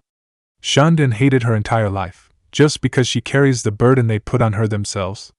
She led a life of loneliness and pain, and then you bravely swooped in, condemning her to death. Is that the extent of your heroism? If you are truly me, you should know that heroism is for fools. How many heroes are there? Naruto scoffed. How many fight in each battle? A weak man who overcomes his fears and confronts a stronger opponent could be called a hero. But what does a hero achieve? Does a hero change the world? How far did heroism bring you, old me? You perished and became me, only because Zetsu took an interest in me. And who knows what he is scheming? You know nothing, Uzumaki Naruto. I know the vile nature of mankind, Naruto retorted. As much as you, if I judge you by the look in your eyes. But I'm tired of it. I was prepared for war, but all my victims so far only wanted to live. How many bounties did I collect of people who were merely trying to escape the system of the hidden villages? Yes, what you are doing now is definitely a lot better. Furthering the plans of Akatsuki, unleashing a war that could end all wars. You don't even see the extent of your own foolishness. If that is the price of peace, then it should be paid. Continuing this downward spiral will only bring more suffering, more death. People like Ajisai, her friends, or even Pain and Conan themselves, they were created by these circumstances, just like I was created by your death. My death? I never died, brat. I survived. But it is you who will perish. How? Naruto scoffed. Because Zetsu is scheming? Because Pain wants to manipulate me? I'll get stronger. I'll grow. And one day I can escape their shadow. One day they will stand in mine. Foolish, that little bit of power will not change a thing, Shadow Naruto chuckled. Did Hashirama stop violence? No, he merely transformed the world. Rather than wars between clans, you now wage wars between villages. The scale increased, the violence increased. You self-righteously create excuses for your wrongdoings, but in the end you are just the same as everyone else. Those caught in between the great nations suffer their power. Akatsuki will end that. And if they won't, I'll do it myself. I swore that Aji-chan would live in a world free of war, that we could enjoy a life of peace, where she could enjoy her days without being worried by the burdens of this fucked up world. For Aji-chan, I will end war and I will never allow it to continue in other forms, no matter what kind of monster I'll have to become. Would that girl be happy without you? The Shadow Naruto seemed to fade. If your mad quest would not claim your life, it would claim your soul. How many more innocent people have to perish, like this green-haired girl will, before you complete your goal? What will be left of you? Nothing. You will fall, but you cannot die. No, break apart, crumble, but your essence remains. Fall into darkness, boy. That is where your heart waits, in the fade. The shadow faded away completely, having lost what little power that fueled it. This damnable place left the shadow incapable of putting out more power. But conflict would come. Soon, the boy would start to seek. Soon, he would find his origins, and upon finding his heart, he would fall. What the hell was that? Naruto muttered, finding himself kneeling on the ground. His wooden dragon had stood guard while he had been unconscious, curled around him, with Fu still between its jaws. What would be left of me? Death? What the hell was that thing? Trying to gauge how long he had been out of commission, Naruto extended his senses through the roots of the village's mighty tree. It appeared as if Kakuza had gone on a wild rampage, killing Takinin by the dozens. In all the confusion, none of the poorly trained shinobi knew how to react. The fools had completely relied on their concealment. They had never given it thought, made contingency plans for when their village would be infiltrated. In their arrogance, they had thought none would find their way through the waterfall and the tunnels. They now paid the price for their mistake. They were ready to betray Fu before we even executed a single attack. Cowardly backstabbers. Small wonder Kakuza hated this village so much. It must not have changed much since he abandoned it. Naruto looked up at his dragon. The creature's head bowed down, its eyes glowing yellow. It was answering Naruto's unspoken request. Somewhat shaky, Naruto climbed on top of the creature's head. And now I'll need some time to focus. When I lost consciousness, I lost control over the power I gathered. This nature energy is quite slippery. He closed his eyes and allowed his senses to slip into the immeasurable flow of natural energy. His mind being in turmoil made it difficult, however. The world moved at its own pace, disregarding any sense of urgency which the individual had. Naruto's rushing only led to him being lost in the flow of energy again. His sense of self disturbed by his doubts, he had lost himself once more. Just like when he was first pushed deeply into this ocean of energy, when Yagura had forced him into diving into it, he now also lost his connection to his earthly body. The world of trees, plants, grass, molds, animals, insects, the world was a vast place. The energy that governed it all was equally vast. Although govern would be a deceitful way to describe it. The energy was tied to nature, and nature tied to it. It controlled everything, yet controlled nothing. It was something that nourished and consumed life, maintaining the stunningly complex causal system which mankind labeled as nature. The only way Naruto had been able to use it was a narrow balance between attachment and detachment. That was how he had been able to enter this nameless maze, and leave it without losing himself. Detachment from his life, attachment to that of others. Love had been giving him guidance. Heaven and earth are impartial. Nature, caught in between, is impartial. Yet, the human mind is filled with opinions, filled with distinctions. Only when Naruto dove into this ocean of power, only when he connected himself to these countless sensations, he felt his own limitations. These limitations of being an individual, his human mind imposed those limitations on the world, and yet nature remained indifferent. The world could not care less about good or evil. Living and dying was merely a cycle. But the human mind, the individual limitations, could not see beyond those borders. When submerged, Naruto saw a vague image of it, but outside of that he only saw himself. He knew it was true. He knew that he was foolish, but he could not stop himself. His heart, his emotions, they connected him to thing, bound him, to Ajisai, above all. Impartiality would demand an absence of love, as loving one being implied that it would be valued above others. Love inhibited true neutrality. Yet, despite knowing, Naruto could do nothing but accept that he was limited, that he was human, that he did indeed love others. This was what he was, something he had to accept. When the world knows beauty as beauty, ugliness arises. When it knows good as good, evil arises. Thus being and non-being produced each other. Difficult and easy bring about each other. Long and short reveal each other. High and low support each other. Music and voice harmonize each other. Front and back follow each other. Words. Definitions. Presumptions. He was spoon-fed with a dualistic view on the world. Good or evil. Yes or no. Peace or war. White or black.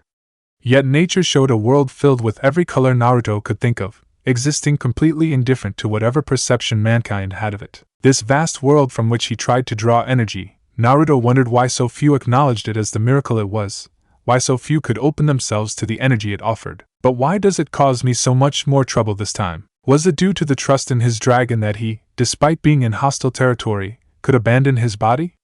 Or was it the shadow Naruto that made him doubt his resolve? What if he was right? What if he really did change due to all these bad things? What is evil? Was it evil that he took Fu from her home, leading her to her death? It seemed to him that it was. The girl seemed like a good person. The objective corner of his mind knew that it was necessity that drove him.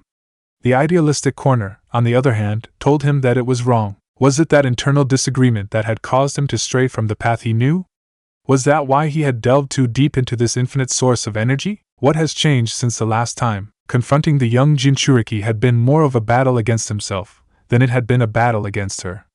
Fu was capable enough, sure, but a far cry from being powerful enough to pose a threat to Naruto. His abilities held an innate advantage over hers, and the geography of the battlegrounds had only tipped the scales even further in his favor.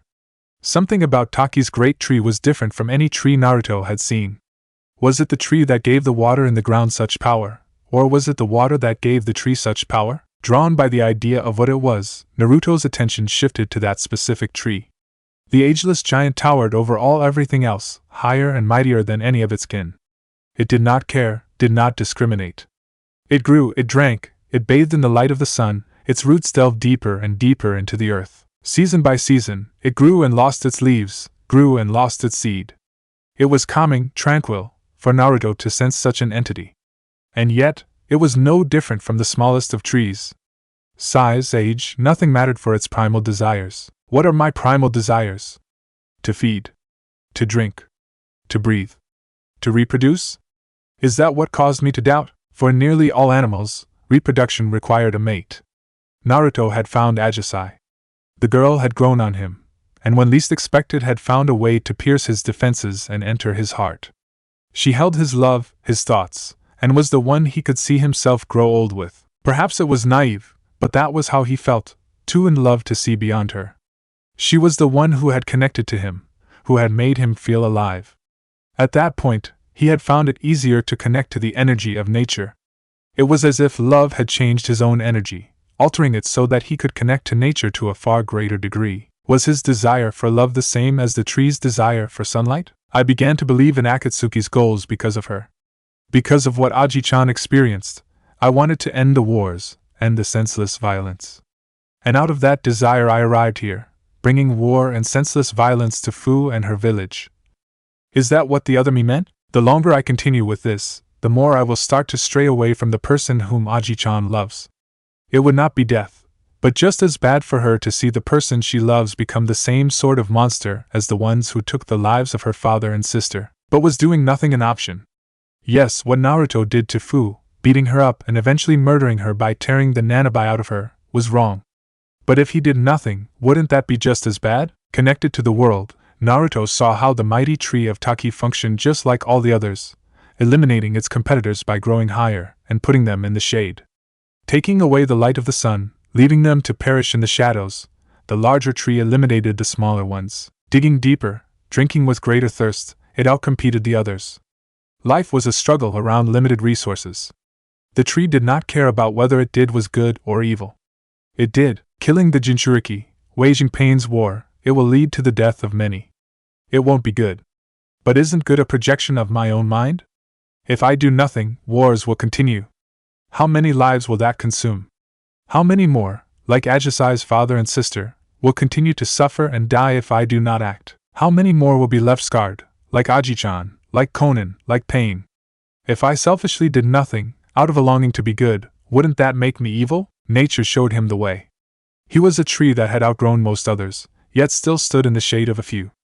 Pain held Ajisai in the palm of his hand. Screwing up due to a faulty sense of morality would endanger her life. Sparing Fu would condemn others to the effects of the continuation of the cycle of violence. A tree did not ponder. It grew, it drank. It bathed in the light of the sun. Doing this is bad, but only for me, only for a minority. Mankind as a whole would be able to enjoy a peace bought by those sacrifices. What other way is there to achieve peace? But buying time for the next generations, to learn what peace truly is, might give mankind the chance it needs. A path to end all unnecessary violence. Sure, like trees, humans will also compete for limited resources. That will be inevitable. But acting out of hatred, conducting horrible acts, has nothing to do with competing. Mankind spirals downwards, becoming more beastly than any animal, slaughtering children, raping women, tearing men apart. What does such senseless hatred have to do with survival? Naruto noticed that he had exhaled deeply. An inhale followed. He was back. He had found a way out. Perhaps because he found an answer, as he had found that he should not strive to do good. Nature had shown him, the existence of good gave birth to the existence of evil. I'm sorry, Fu. I'm so sorry, he muttered to himself. Come, he commanded his dragon. Let us go to Kakuya and end this meaningless slaughter. The death of Fu might bring peace, but I see no reason to continue a massacre like this. The young Uzumaki did not realize that Kakuzu only acted as Pain had intended. Crippling Taki would give an excuse to Iwagakure and Kusugakure to try to expand their territories. With Sunagakure weakened and destabilized by the loss of their Kazakage, and Konohagakure oddly quiet ever since their Godame had taken office, it meant that Amigakure had a relatively peaceful time, a reprieve from the storm to come. Pain wished to teach the world the lesson that Pain had taught him. Amigakure had already learned that lesson. His village deserved peace. Sending Kakuzu to Takigakure, when Pain knew that he held a rather violent grudge against the village, Pain must have known how it would inevitably end. The tracks led west, towards the border of Amigakure. Infiltrating Amigakure has proven to be impossible. Moreover, we deemed it unwise to break the fragile treaty that Sadame-sama made with Hanzo. Recommend increased security at the border. Locating where Kunomori and Kakuzu were headed after the confrontation with the team of Asuma-senpai has proven to be impossible. It was merely a short report, but one which Tsunade had read several times, before handing it to Shizen. What is going on in AIM? I wish I knew, Tsunade grimaced. It might be that Akatsuki has some kind of base of operations in Amigakure, although I think that it is unlikely. Jiraiya also seemed to rule out that possibility. Hanzo would not cooperate with such terrorists. Besides, he'd know better than to steal the bijou. No, I highly doubt Akatsuki would operate under the orders of Amigakure. Perhaps Naruto just traveled through? I think so, Tsunade nodded. But it makes one wonder. Kakuzu came from another direction, attacked the temple on his own, and then met up with Naruto shortly before they headed to the bounty station. Akatsuki has always been reported to operate in pairs. Why would they split up? If Naruto was strong enough to defeat Asuma and his team with ease, it might be more reasonable for them to split up if they act as bounty hunters, Shizen suggested. They had learned from Ino that it had been Naruto who had killed the rogue Yamanaka not too long ago. Aside from that, with what Ino had described from her trip through Kunomori's mind, it seemed highly improbable that he was anyone other than Naruto. Kakuzu had been someone who had defected from Takigakure, and had attempted to assassinate her grandfather, so Tsunade already knew that this Akatsuki was not to be underestimated. Unlikely as it seemed, Naruto had somehow survived the incident in which everyone had believed him to have died. His survival was now an S-rank secret. None within Konoha were supposed to know. If Jiraiya found out, Tsunade was not willing to inform her oldest friend about the survival of his godson, not before she knew the risk Naruto now posed. Without recollection of who he had been, Naruto now seemed to be some sort of puppet of Akatsuki. The mysterious shadow-like entity which Ino had reported to be within his mind only supported that theory. If she talked to Jiraiya without knowing the risks, he might throw himself into danger. She couldn't bear the guilt of another friend dying. Tsunade-sama? This situation is difficult. The Hokage seemed tired, more exhausted than early in the mornings after one of her binge-drinking evenings, even. How long had it been now, since Jiraiya and Naruto had walked into that restaurant? Jiraiya had, just like Shizen herself, been incapable of dragging the old Tsunade to the surface again, but that little blonde brat had done what no one else could. That broken heart, that shadow of a once mighty and proud kunoichi, had started healing due to that little boy. He was a boy who never gave up, a boy who dreamt just like her little brother had done, just like her lover, Shizen's uncle, had once dreamed of becoming Hokage and changing the village. There are no leads. There are not, but that will not stop Team 10, will it? Tsunade looked at her assistant, who had the decency to stay quiet. Shizen knew it to be true, but did not want to lose Ino's trust either. Ino had been one of the few people who Shizen could rely on when it came to controlling Tsunade. Ino will not stand by idly when she knows that Naruto is still alive. If she does not know that he is being used, then that wretched Nara will figure it out. Shikamaru is too smart for his own good. Ino has nearly completely recovered now. I know. That is why I am going to send them to the border. Not into Amigakure territory, I hope? Shizen asked, alarmed by the idea. No, I will expressively forbid that. Tsunade smiled gently. It is futile, and Asuma and Shikamaru will probably realize it, but there is only a tiny chance that Naruto uses that same route more often. Who knows, perhaps they'll find evidence that the Umbu overlooked. It would also prevent them from mobilizing the others of their generation. Yes, knowing Ino, she might join up with Hinata. If Team 8 and Guy's bullheaded team learn the truth, well, things could spiral out of control quickly. I can't have them recklessly chase after Naruto, not when he's that strong. Why not tell Jiraiya-sama? Because he'd be even more reckless, Tsunade grimaced. Hell, if not for this ruddy hat, I'd be even worse. At least you're honest about it, Shizen thought. How many years had she spent since she had to guess what her teacher and friend was thinking? So what will you do about Naruto? Kunomori of Akatsuki remains an enemy of Konoha until further notice. But due to his Mokuton Kekkei Genkai, I made sure to emphasize that people should aim to capture him alive when battle is inevitable. Does that imply our forces are to avoid confrontations with Kunomori? Yes. A ninjutsu expert or a swordsman, those are the sort of people our forces can deal with. But someone who can grow and manipulate entire forests, someone who casually spawned the Mokurin no Jutsu, that is not someone we can deal with. Well, perhaps the likes of Mato Guy, but considering how easily Naruto defeated Asuma, couldn't you just attach a flea on sight order to him? Shizen frowned, and openly display Konoha's inability to deal with him. Tsunade shook her head. No, I cannot do that. Not yet, at least. Openly displaying weakness amidst this already tense situation would be a mistake. Remember what Iwagakure did after Minato massacred their ranks. That flea on sight order was an admittance that IWA had no one capable of dealing with the threat that Minato posed. I do not think that this is the case with Naruto. Not yet, at least. No, I hope that we can free him from whatever method Akatsuki uses to control him, rather than use more drastic measures. But it will probably take someone like Jiraiya or myself to subdue him. Can't you just quit sulking? Naruto was starting to get annoyed, very annoyed, by Kakuzu's foul mood. If it had been anyone else, you would have been dead, Kakuzu growled. Interrupting me during a battle. Bah, weren't you the one who kept nagging me about not dragging emotions into battle? Naruto retorted. I remember how you said that a true shinobi controlled his emotions, that he would be capable of suppressing them completely when necessary. What you did in Taki had nothing to do with our mission. Kakuzu glared, clenched his fists, but remained silent. Too bad. If you started a fight, I would have a legitimate reason to kill you, Naruto shrugged. Even to that bastard of a Zetsu who always seems to be watching, it would be self-defense. Naruto gestured at his Moku Bunshin. Follow me, he waved with his hand. The wooden clone picked up the bound, gagged, and unconscious Jinchuriki, and did as ordered. They were heading towards Odogekure, unfortunately. Knowing that Akatsuki had no hideouts in Takigekure, Naruto had hoped that they would head towards Amigekure in order to seal the Nanabai. Unfortunately, Zetsu had told them otherwise. Seething or not, Kakuzu followed.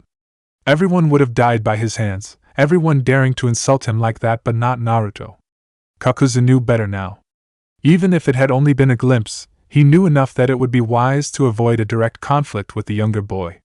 This was no longer the Naruto that he had used as a punching bag. No, this boy would be a worthy adversary, provide a fight unlike anything he'd faced since Hashirama. Perhaps he was even an enemy worthy of dying against. Or it would be an event worthy of proving he still deserved to live on. Naruto did not care what Kakuzu thought. He was already looking ahead. Soon, his service to Akatsuki would end. Only a few more bijou to go, and then they could bring peace to the world. Naruto didn't care about Pain's twisted ideology, but he did want to make a world of peace for Ajisai. She had given him peace, so now it was his turn. As long as Pain did not put that at risk, he could do whatever he wanted. As far as Naruto was concerned, the snake and that puppet freak were aiming for the Hachibi. So it's going to be another 6 freaking days of sealing again. Akatsuki really isn't as thrilling as one would think. This sealing stuff is as boring as Hayden's ravings. Bonus, fun with fungi, revenge. He had attacked them, and now they would get back at him. There were no hesitations, no fears, no holding back. He'd pay. He'd pay for attacking them with pepper powder. Are you certain that this is a good idea? Swearin tried to keep the skepticism out of her voice, but failed miserably. Duh, of course it is. Fu countered. I thought of it, that is why I'm in doubt. The deadpan expression alone could have been enough of an answer. I mean, really? You actually expect that throwing a beehive at him will work? And where on earth did you even get a freaking beehive? Fu ignored her uncharacteristically agitated friend and continued her walk through the woods. Both remained careful to hide their presence. This time the surprise would be theirs. I have to admit, that's a good idea. Naruto scratched his chin. I do not know if it, you've manipulated flowers and trees, but I'm not sure whether this is within your ability as well, Kunomori-sama. TSK, cut it out with the sama stuff, Naruto grumbled, although the soft giggle that followed made him realize that she was just fooling with him. Well, we'll never figure out unless I try it.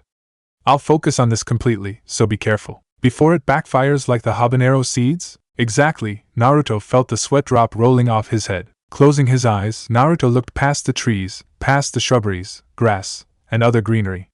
For this to work, he needed to single out another organism. All these little unicellular and multicellular organisms which were commonly known as the fungus, these fungi were the focus of his attention. Ajisai was right. If he could manipulate all plant life, then why wouldn't he be able to exert a similar level of control over things like yeasts, molds, or mushrooms? And in a land as damp and wet as Amigakure, this little forest was filled with mold. It wasn't all that difficult to detect it. It was harder to leave out everything else, as the trees were the easiest thing for him to manipulate. But it worked out, even though he had to focus completely on just those fungi. All that was left for him now was to add chakra, and see what it would do. There he is, Fia whispered, as she and Swearin were hidden within the tree ling. He's meditating again. I don't know. We shouldn't do this. I got a bad feeling about this. Don't be such a chicken, Swearin. Fia whispered back, idly scratching her arm. We can't. Why the heck am I so itchy all of a sudden? It's not just you. Swearin looked at the light purple poncho which she always wore. Oh no. Naruto and Ajisai both frowned when they saw the two girls rush out of the trees, Fia cursing loudly, and Swearin exclaiming something which sounded much like make it stop, make it stop. What are you two doing? Ajisai pinched the bridge of her nose. It's my jutsu, Naruto blushed slightly. It seems it wasn't as unsuccessful as I first thought. He looked away, and Ajisai wondered why. Although she quickly understood it when she saw her two friends. I've cut off the chakra, the jutsu should have stopped now. Fia cursed louder and louder, and Swearin's mood was little better. Which, in their defense, was rather understandable.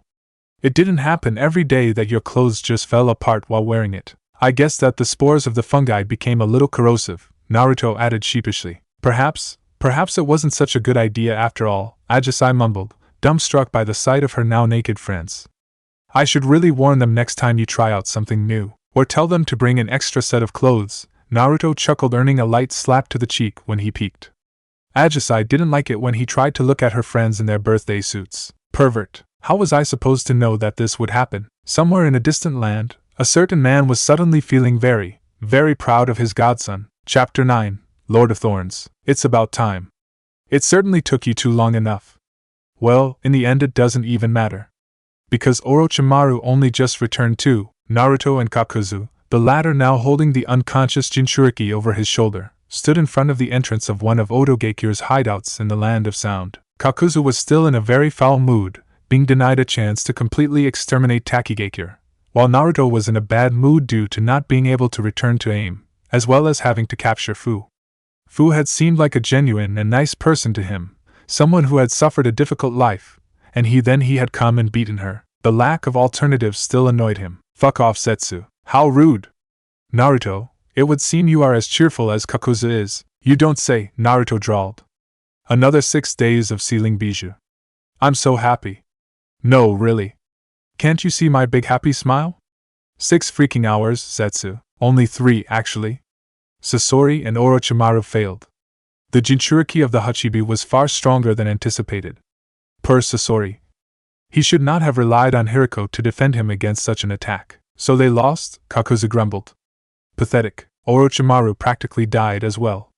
When he came back he had to occupy a new body, with that creepy jutsu of his. He insists he should be able to capture the Hachibi now, but his earlier failure makes that rather difficult to believe. He has a large bounty on his head. No, he still has his uses. Whatever, let's just get this over with, Naruto grunted. He strode forward, and 2 shinobi of Otogekure hastily opened the door.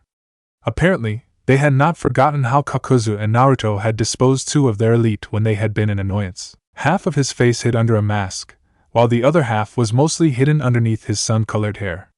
The 2 Otonin only needed to see the cloak, even if they weren't gifted with sensory abilities. Looking at the red-haired girl that stood in the hall, nervously awaiting his arrival, Naruto knew that she did have sensory abilities.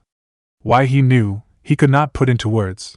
Perhaps it was the frightened look in her eyes, like a deer staring into the eyes of its hunter. Her lavender uniform made him look at her, see her crimson eyes, red hair, and fair skin.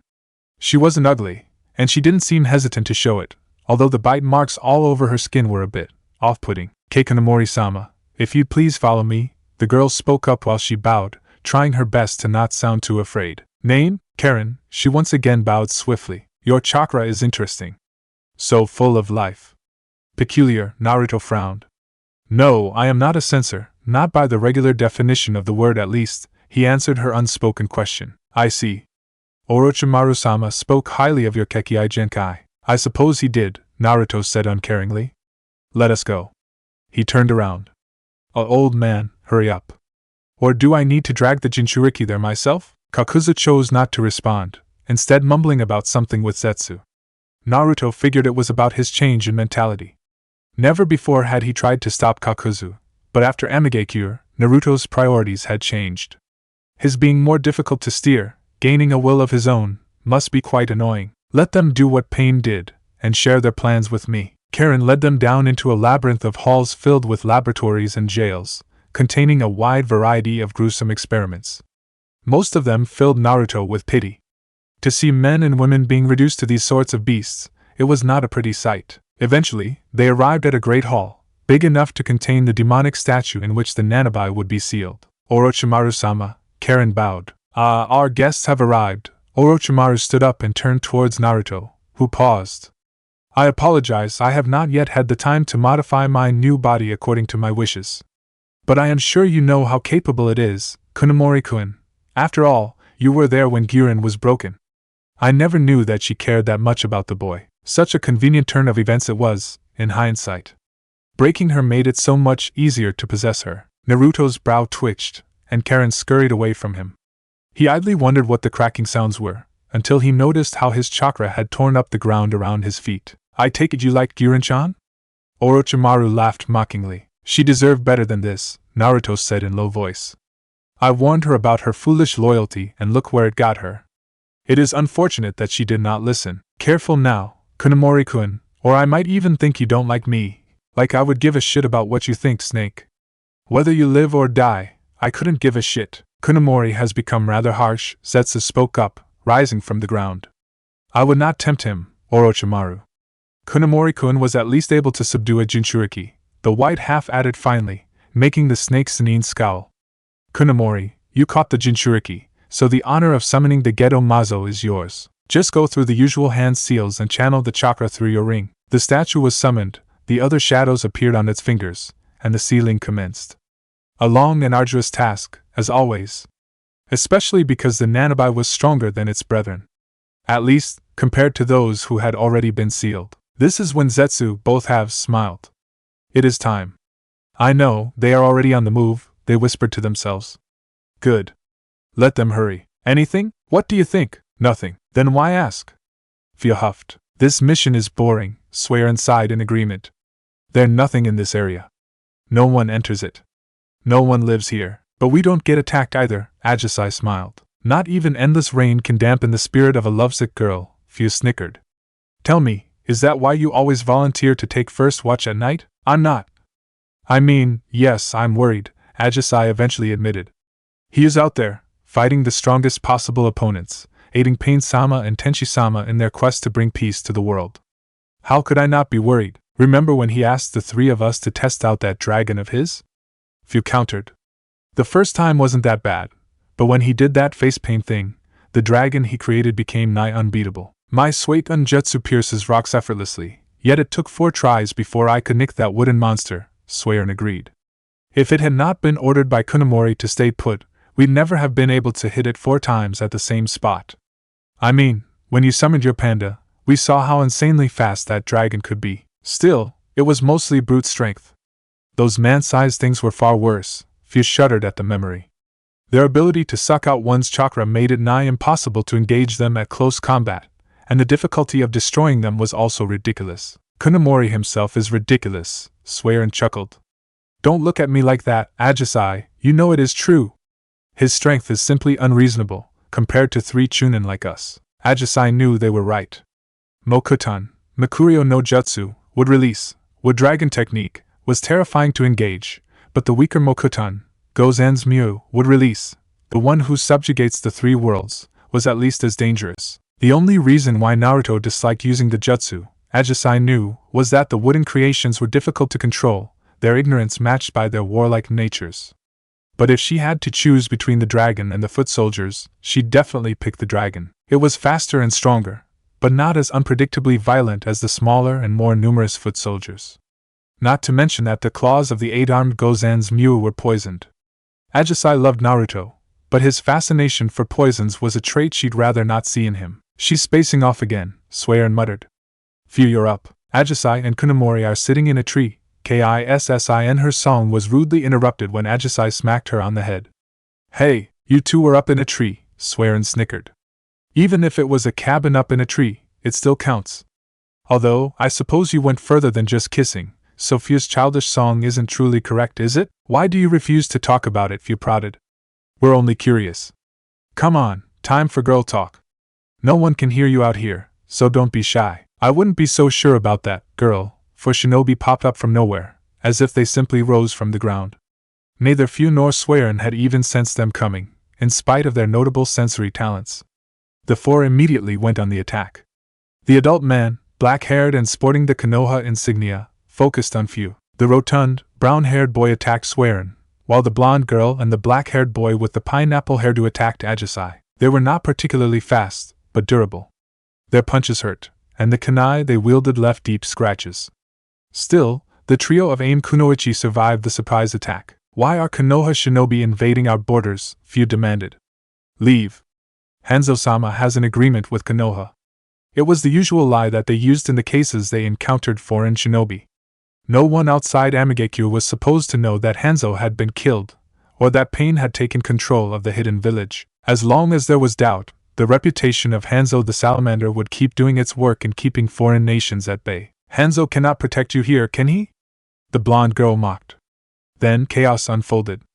Ajisai summoned her panda, Swearin hid herself amidst a mist she created, and Phew fired countless Senbon at the oldest of their attackers, effectively turning him into a porcupine. But the Konoha shinobi did not use a single jutsu. From her tags, Ajisai summoned a pair of hunting knives, blocking the kunai of her attacker. Her panda kept the other one at bay, giving her a chance to focus on one of her attackers. Why are they not using any jutsu?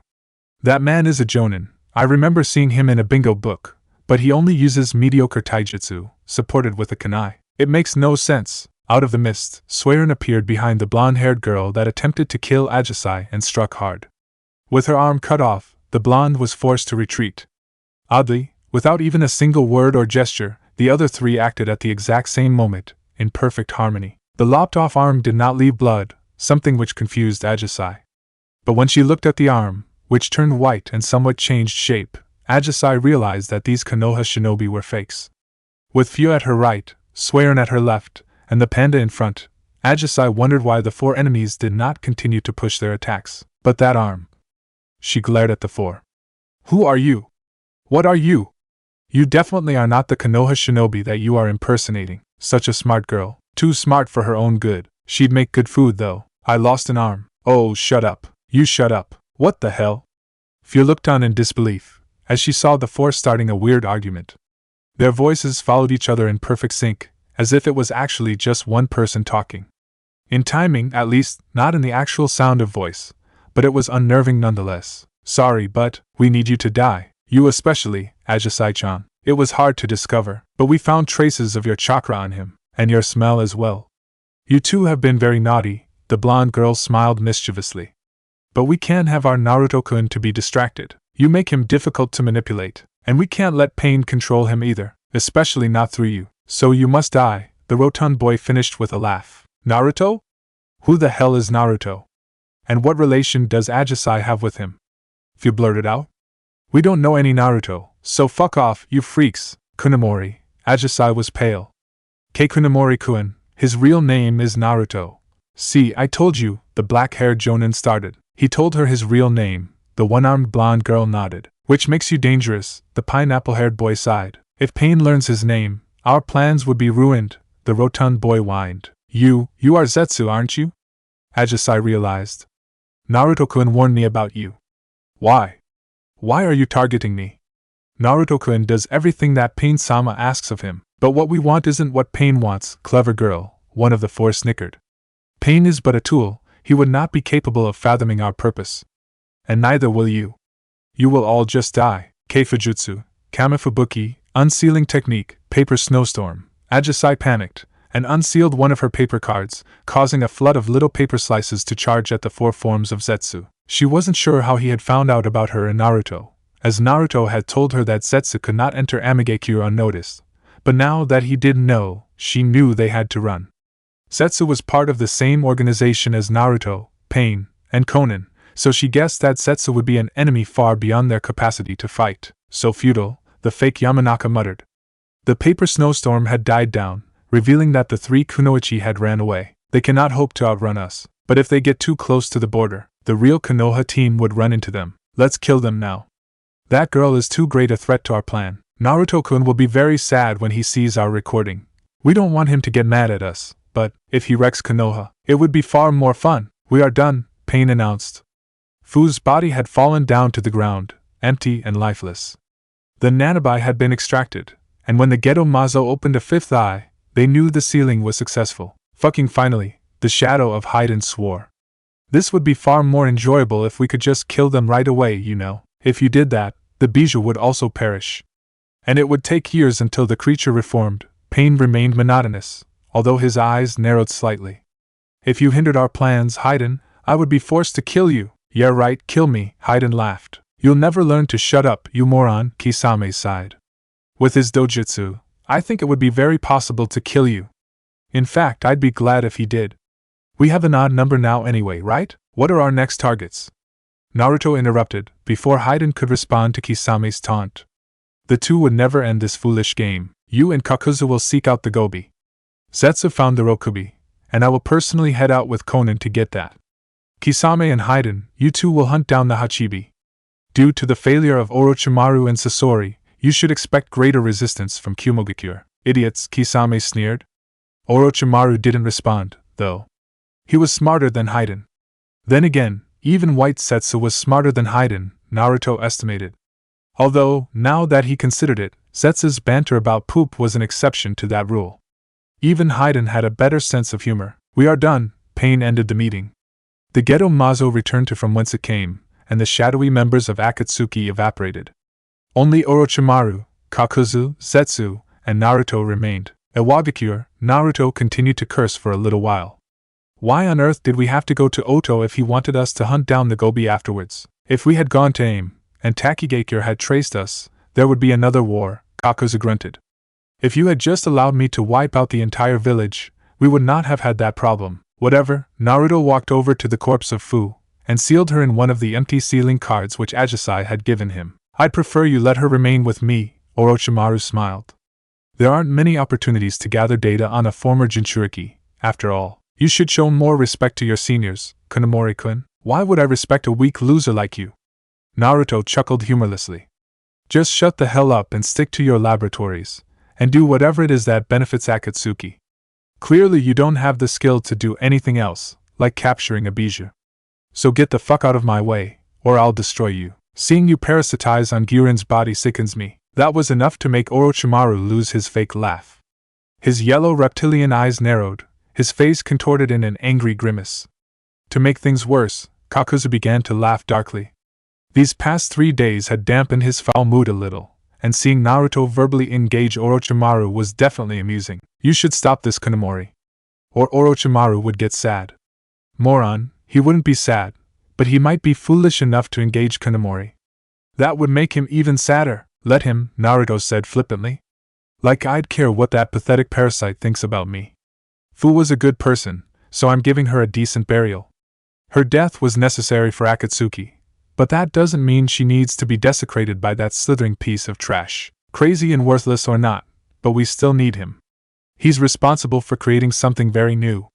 He's already finished with him, Black Zetsu corrected his whiter half. We still need him though, just like corn. Corn? Yes. Idiot. Corn is important, right? And yet you gotta be careful of corn at night. They can be very creepy with their husky voices and seedy appearance. Why, they even cob right out and tell you to shuck it right to your face. The blacker half of Zetsu facepalmed, smacking the whiter half in the face as well, and Kakuzu sighed with annoyance. Even Naruto, accustomed to Zetsu's unusual behavior, couldn't resist the urge to facepalm at the terrible pun. Least amused by the attempt at a joke was Orochimaru, as he had too much pride in his work to appreciate being compared to something as idiotic as corn. After all, he was responsible for creating the new body of Uchiha Madara, who'd be revived by Nagato when the time was right. Orochimaru didn't know the latter, of course. He only thought the body would be used for his Kenjutsu, the Edo Tensei no Jutsu, impure world reincarnation. To Zetsu, it was merely one puppet creating another puppet. Madara had been caught in Zetsu's plans, long before the man's death, but reviving the legendary Uchiha too early would be problematic, as Zetsu lacked the means to control the man. No, to them, it was only useful to revive him, and then seal the Jubi within the man. His eyes were required to return Kaguya. Although, there were other means to keep Madara, and the Jubi, on a leash, but Zetsu had lived long enough to know the value of patience, to wait until the perfect opportunity presented itself. This was why Madara would only be revived at the last possible moment, so that his stupid schemes would not inhibit Zetsu's plans. As for now, everything had gone according to plan, so there was no necessity to bring the Uchiha back.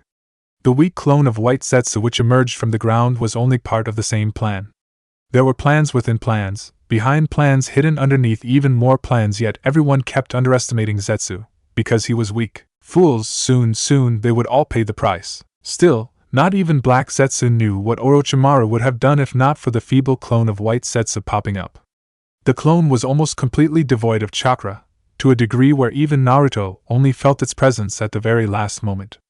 Its expression, however, was one of complete panic according to Zetsu's plan, of course. It's bad. It's bad. They were attacked. Who? Hello, weak me. Shut up, idiot. But he is a weak me. He is, but he's a spy, so it's his purpose to be weak. What is going on? Kakuzu narrowed his eyes, not included in this plan. He was suspicious what Zetsu was doing. We never told you, did we? My weak clones are spies. They are so weak that only the very best sensors can pick up their chakra. They are useless for every purpose except for spying. They keep an eye on everyone important, Jinchuriki, Kaguya, the strongest Jonin, and other people whom we hold interest in. These clones keep an eye on them whenever possible. But what is so bad that you come here? Yes, you specifically weren't supposed to approach us when Kanamori was near. He is the one who needs to know about this especially. The clone bowed its head. I'll merge. My purpose is over anyway. What do you? If it is over, that must mean. Oh dear, that would be very bad. White Zetsu gasped when his clone merged with him. What? Naruto demanded impatiently. Who were they spying on that he wasn't supposed to know about? His greatest fear was that they knew about Ajisai.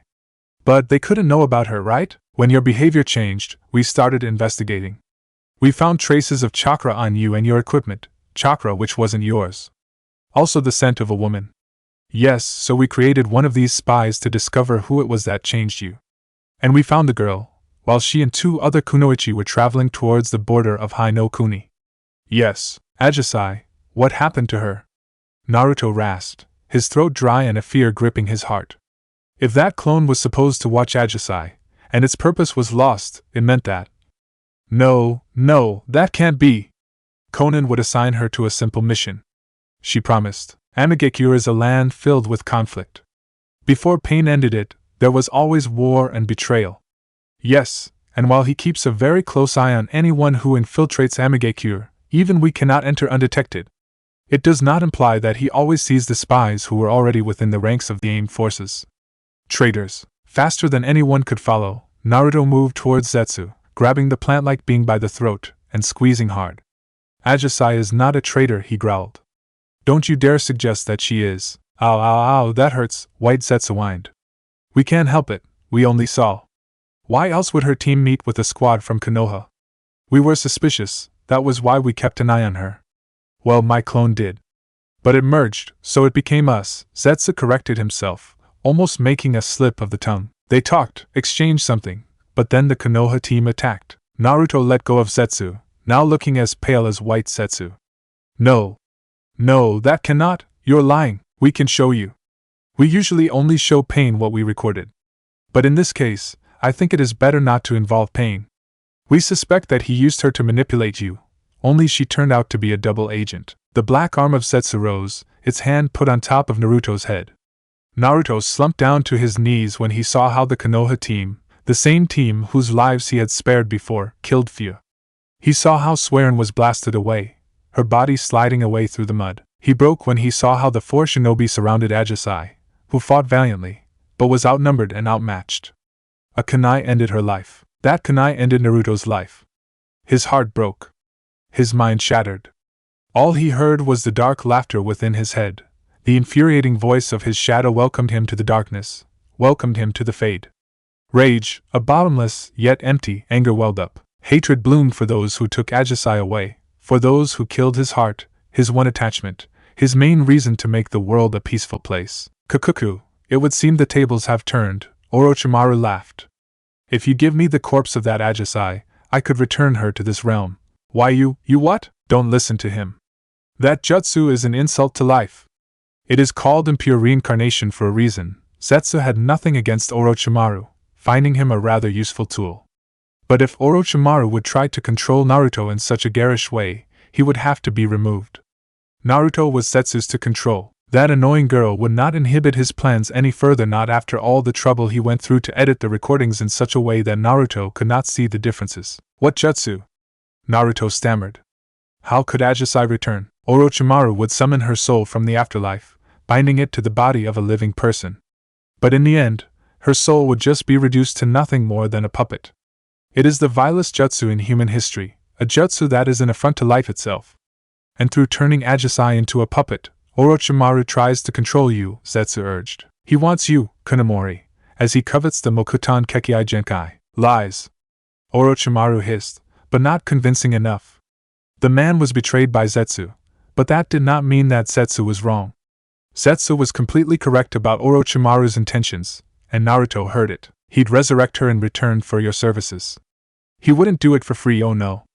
And when he has you cornered, little by little, he tried to take your body, just like that Kunoichi whom fought by your side when you defeated Yugura. Guren. The girl, while so valiant during battle, ultimately had been broken by the loss of Yukimaru. Naruto had not understood why she had felt that way. He had never had any bonds before. Ajisai was the first person who had slipped into his heart, the first person he came to love. She was the only one who loved him for him, and not for his Kekkei Genkai. She was the one who had given him purpose, who made him desire to do things to satisfy his own motivations, other than those supplied by others. Now she had died, she was dead, and Orochimaru wanted to turn her into one of his sick experiments, like Guren, like Yukimaru, like what he wanted to do to Fu. He had fallen into despair, into darkness. He had gone into the fade, and power was his answer. Something snapped within Naruto. His blue eyes glowed red, and the chakra he emitted was enough to shatter the floor underneath him. Cracks spread, even across the ceiling of the great cave. There were no words, no warnings, just an explosive rise in his chakra, and then the world turned into chaos. Kakuzu ran for the exit, knowing that hauling ass was the only viable solution. Zetsu sank into the ground, speeding away as fast as he could. But Orochimaru. Naruto would not tolerate his escape. Orochimaru had invoked his anger, and now he had to pay the price. A barrier of crystal shattered under Naruto's fist. A cage of wood ensnared the Sannin. Such chakra, surely you would not betray Akatsuki, would you? Orochimaru sweated. You would not hurt Guren. Life as a slave is no life at all. I will reunite her with Yukimaru. Naruto's voice was empty, devoid of any feeling except a cold rage. Listlessly, his crimson eyes stared at Orochimaru. Through the entrance which Kakuzu had chosen to escape the situation, several of Otogekyu's shinobi rushed in. Mokuton, Gozen's Mu, would release, the one who subjugates the 3 worlds.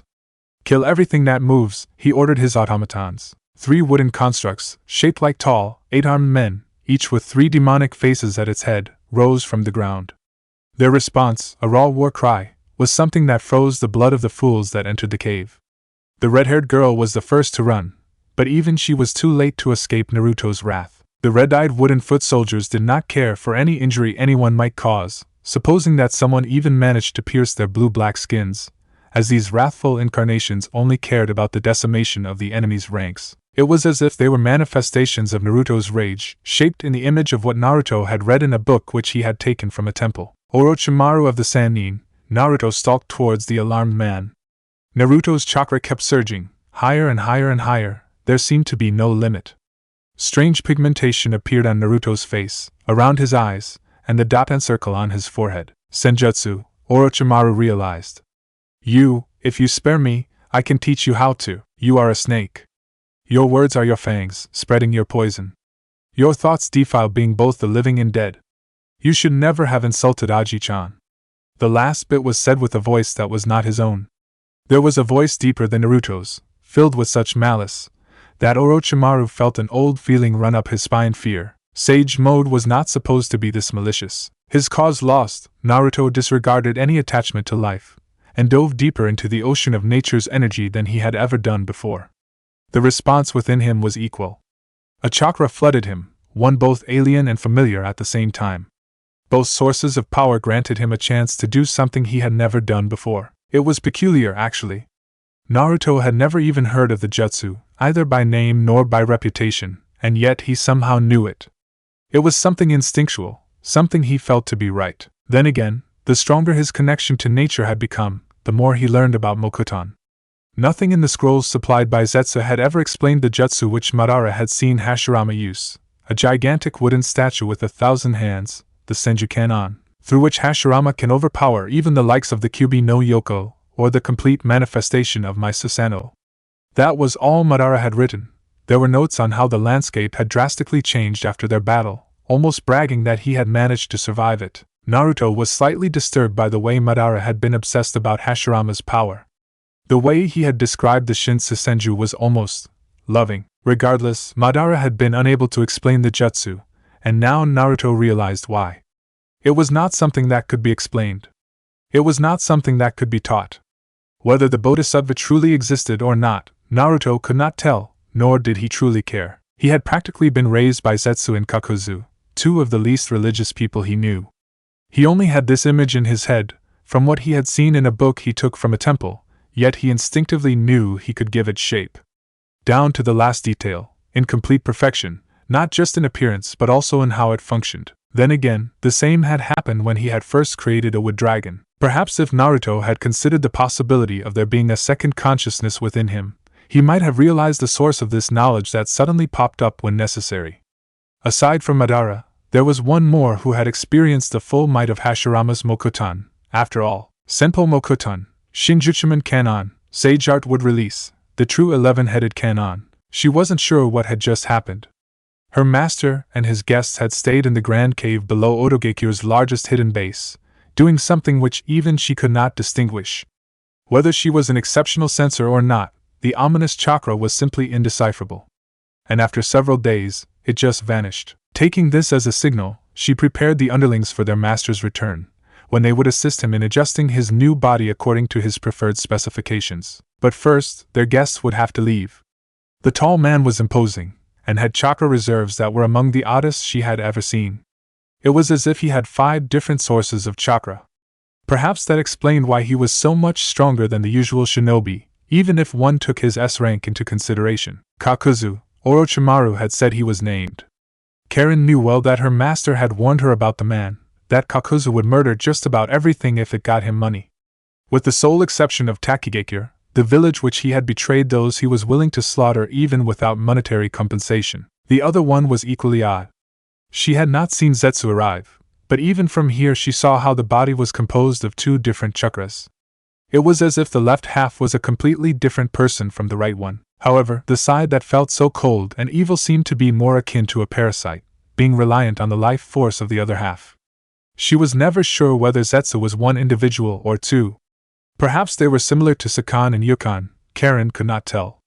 Zetsu was too foreign, too alien and inhumane, for her to make assumptions like that. But it was not Zetsu that worried her, nor was it Kakuzu, despite the power the old bounty hunter held. No, as peculiar as these 2 were, it was the third guest, the youngest, that worried Karen the most.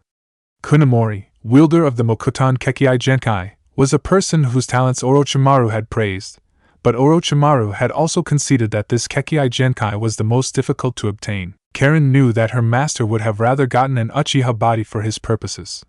She had personally conducted research on the collection of Sharingan which Orochimaru had obtained after Uchiha Itachi had slaughtered his entire clan, before he had put an end to his own life. Every time they had attempted to integrate a Sharingan into Orochimaru's body, the tissue had perished. Something about the chakras of her master and the previous person who had worn the Sharingan made it impossible for him to implant the eye. Orochimaru and Kabuto had theorized quite a bit on how to obtain the Sharingan, despite the facts that the entire Uchiha clan had been reduced to history, and that the only known person with a successfully transplanted Sharingan had perished. At that point, Zetsu had shown up. Why the plant-like man? Was it ever a man? Karen could not tell. Wanted to have the body of Uchiha Madara was a mystery to her. But Zetsu had supplied tissue. Karen could never forget the stunned expression which Orochimaru had had at that point, and they had started to recreate the body of the most legendary Uchiha of them all. It was not rebirth, mind you. No, whatever Zetsu was planning, he only needed a body, and Orochimaru had complied. Together with Kabuto, and later also Karen, they had completed their task. They had kept it a secret from Zetsu, of course, as Orochimaru rather wanted to use the opportunity to gather more data on the Uchiha and their Kekkei Genkai. Progress was slow, but Karen had hopes that they would one day succeed. Secretly, she hoped she would be the one to find the answer. That way, Orochimaru would praise her, rather than Kabuto. She really wanted to put that smirking bastard in his place, even though she knew that she was powerless to defeat Kabuto in a direct confrontation. Yet, in spite of their slow progress, Orochimaru had been overjoyed when another lost Kekkei Genkai had resurfaced, Mokuton, the legendary ability through which the Shodai Hokage, Hashirama of the Senju clan, had fundamentally changed the way their world operated. But now that she had seen him up close, Karen wondered why Orochimaru even thought of stealing Kunemori's body. She had never sensed such a chakra before, ever. It was so full of life, so potent, that it almost blinded her. It was that blinding chakra which had darkened. For some reason, that chakra he hid deep within him came to the surface, but in a twisted and mutilated form. His light had faded, his chakra corrupted, and before she fully realized what he had done, Karen had barged into the cave, wanting to warn her master. It was perhaps the greatest mistake she had ever made. He had created 3 demon-like wooden soldiers, wrathful and terrifying creatures, 7 feet tall, with a blue-black skin. Their eyes glowed red, all of them. The Gozan's Mua had 3 faces on each head. There was one expressing suffering, and one expressing sorrow, but the one in the front expressed an unfathomable rage.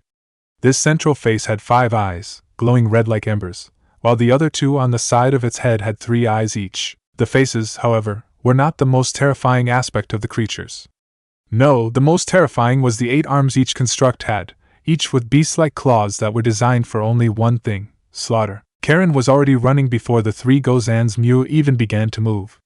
She knew this was bad, extremely bad, because Kunemori was amassing chakra for something far greater. There were quantities of chakra which even her master could only dream of. So she ran. She ran, ignoring the cries behind her. The Gozan's Mu were tearing through the shinobi of Odogekure, butchering them, as if they were nothing more than cattle. Injuries could not stop them, fire could not set them ablaze, and all who got too close to the wooden demons perished. Karen noticed their victims died even when only suffering flesh wounds. This told her that the claws of the demons had been coated in some kind of poison, a poison effective even against Orochimaru's minions. What I did was probably pointless, but still, I had to try. Opening the door of Jugo's prison was a dangerous tactic, but the further Karen ran away, the more distant the sounds of combat became. She allowed herself a moment to catch her breath, opening her inner eye, watching how Jugo, in all his transformed glory, was struggling against 2 of Kunemori's demons. The other was causing a bloodbath among the prisoners, used and unused experimental subjects alike. Kakuzu's chakra signal quickly passed through the battle zone, though. In passing, he tore through one of the Gozan's Mu, but ignored the other one and Jugo. Whatever he was aiming for, Karen decided to scram. Kakuzu was partnered with Kunemori, so perhaps he too had turned against Orochimaru. None of that mattered though. Kakuzu was close to her, moving far faster than Karen would ever be able to, but her worries about him aiming to kill her were irrelevant. Because, before Kakuzu could even lay a finger on her, the ceilings collapsed. Dust filled her lungs, and through her inner eye she saw something enormous emerge from the cave that was their cellar. Fear blinded her mind, and the last thing she saw were the tons of rock above her that came down. Dust, rocks, boulders. He was not pleased at all. But he had survived. It had cost him a heart, but Kakuzu had survived the collapse of the Odogekure base. Whatever that brat is thinking, I'm going to kill him, he growled, struggling to stand up. Once he succeeded, he dusted himself off and tried to figure out what was happening. Kakuzu had seen a few Jinchuriki during his lifetime. He had even witnessed some of the bijou. Last, but definitely not least, had been Yagura, after the former Mizukage had unleashed the Sanbai on them. The Bijou were impossibly strong creatures, and huge. Kakuzu had not expected there to be anything larger than the Bijou, and yet here he stood. Amidst rubble, amidst expanses of crystal, mostly shattered to fragments, Kakuzu saw something that surpassed everything he had ever seen. It was a man-like wooden statue, taller than any Bijou, with two mighty arms. It seemed almost peaceful, as it sat in a lotus position, holding its massive hands as if in prayer, but Kakuzu knew better than that. He had experienced the wood dragons that Hashirama could create firsthand, and had seen Naruto do the same thing. Whatever this Buddha-like statue was, Kakuzu knew that it was not just big. This is dangerous. That it is.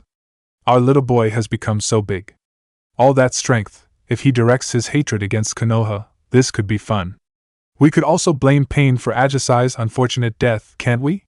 Perhaps, but we should go with the story we crafted now. The longer he believes that those silly girls were traitors conspiring with and betrayed by the leaf, the better. Let him destroy Konoha first. Konoha isn't as easy as Kirigakure, after all. It was you. Kakuzu's eyes widened. You killed that girl, you made him do this. Isn't it wonderful how easy it is to manipulate people who are blinded by anger? It broke through the ceiling, through the tons of rock that were between it and the surface. But it wasn't even faltering for a second. Like a man wading through water, the statue rose up to the surface. Orochimaru saw everything crumble. His laboratories, his subjects were buried underneath the rock. Only because of his jutsu, Orochimaru had escaped. The task of hiding in the surface was complex, especially when the soil through which one traveled was in a state of change, but he had managed to get out of the collapsing base. Orochimaru-sama, Kabuto had also escaped. What is happening? Did Akatsuki betray Odogekure? Only one of them, Orochimaru hissed, pointing at the enormous wooden statue. It sat down as if calmly praying to the gods, almost tauntingly. Its eyes were shut, but the Juchiman Kannon had more than one face.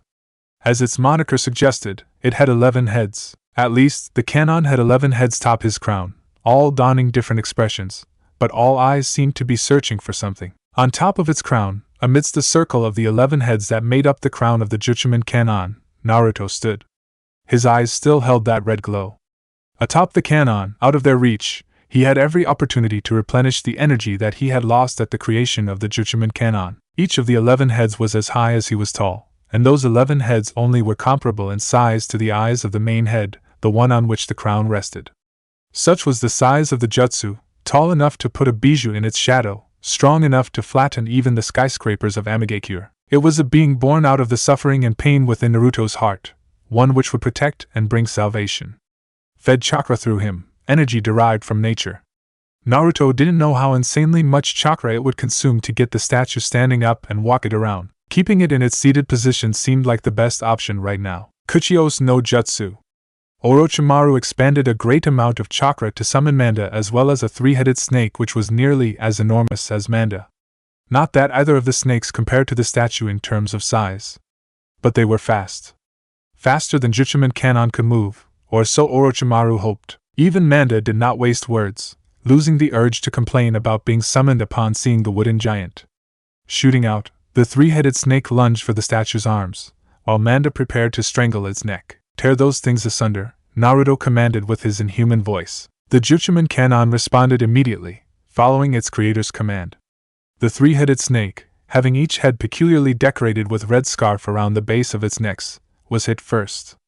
The palm of the left hand grabbed the poor creature, lifting it from the ground as if it weighed nothing. Draped around its neck, Manda could only watch as the three-headed snake screamed out in pain until all its movements ceased, the yellow eyes on all three heads crying out in blood. The palm of the left hand elevated mortal souls to the afterlife, injecting a chakra that bound their physical bodies, a chakra that, when reaching a certain point, blossomed in a deathly poison. The body would reject itself, then would organs fail, the brains wither, and the eyes bleed out. Only a symbol, glowing in the same crimson light as Naruto's eyes, on the back of the statue's left hand was an indication of the death it brought. It was the lotus, the symbol of ascension to the pure land, the afterlife. But such was not the power of the right hand. The right hand of the Juchiman Kannon only had one simple function.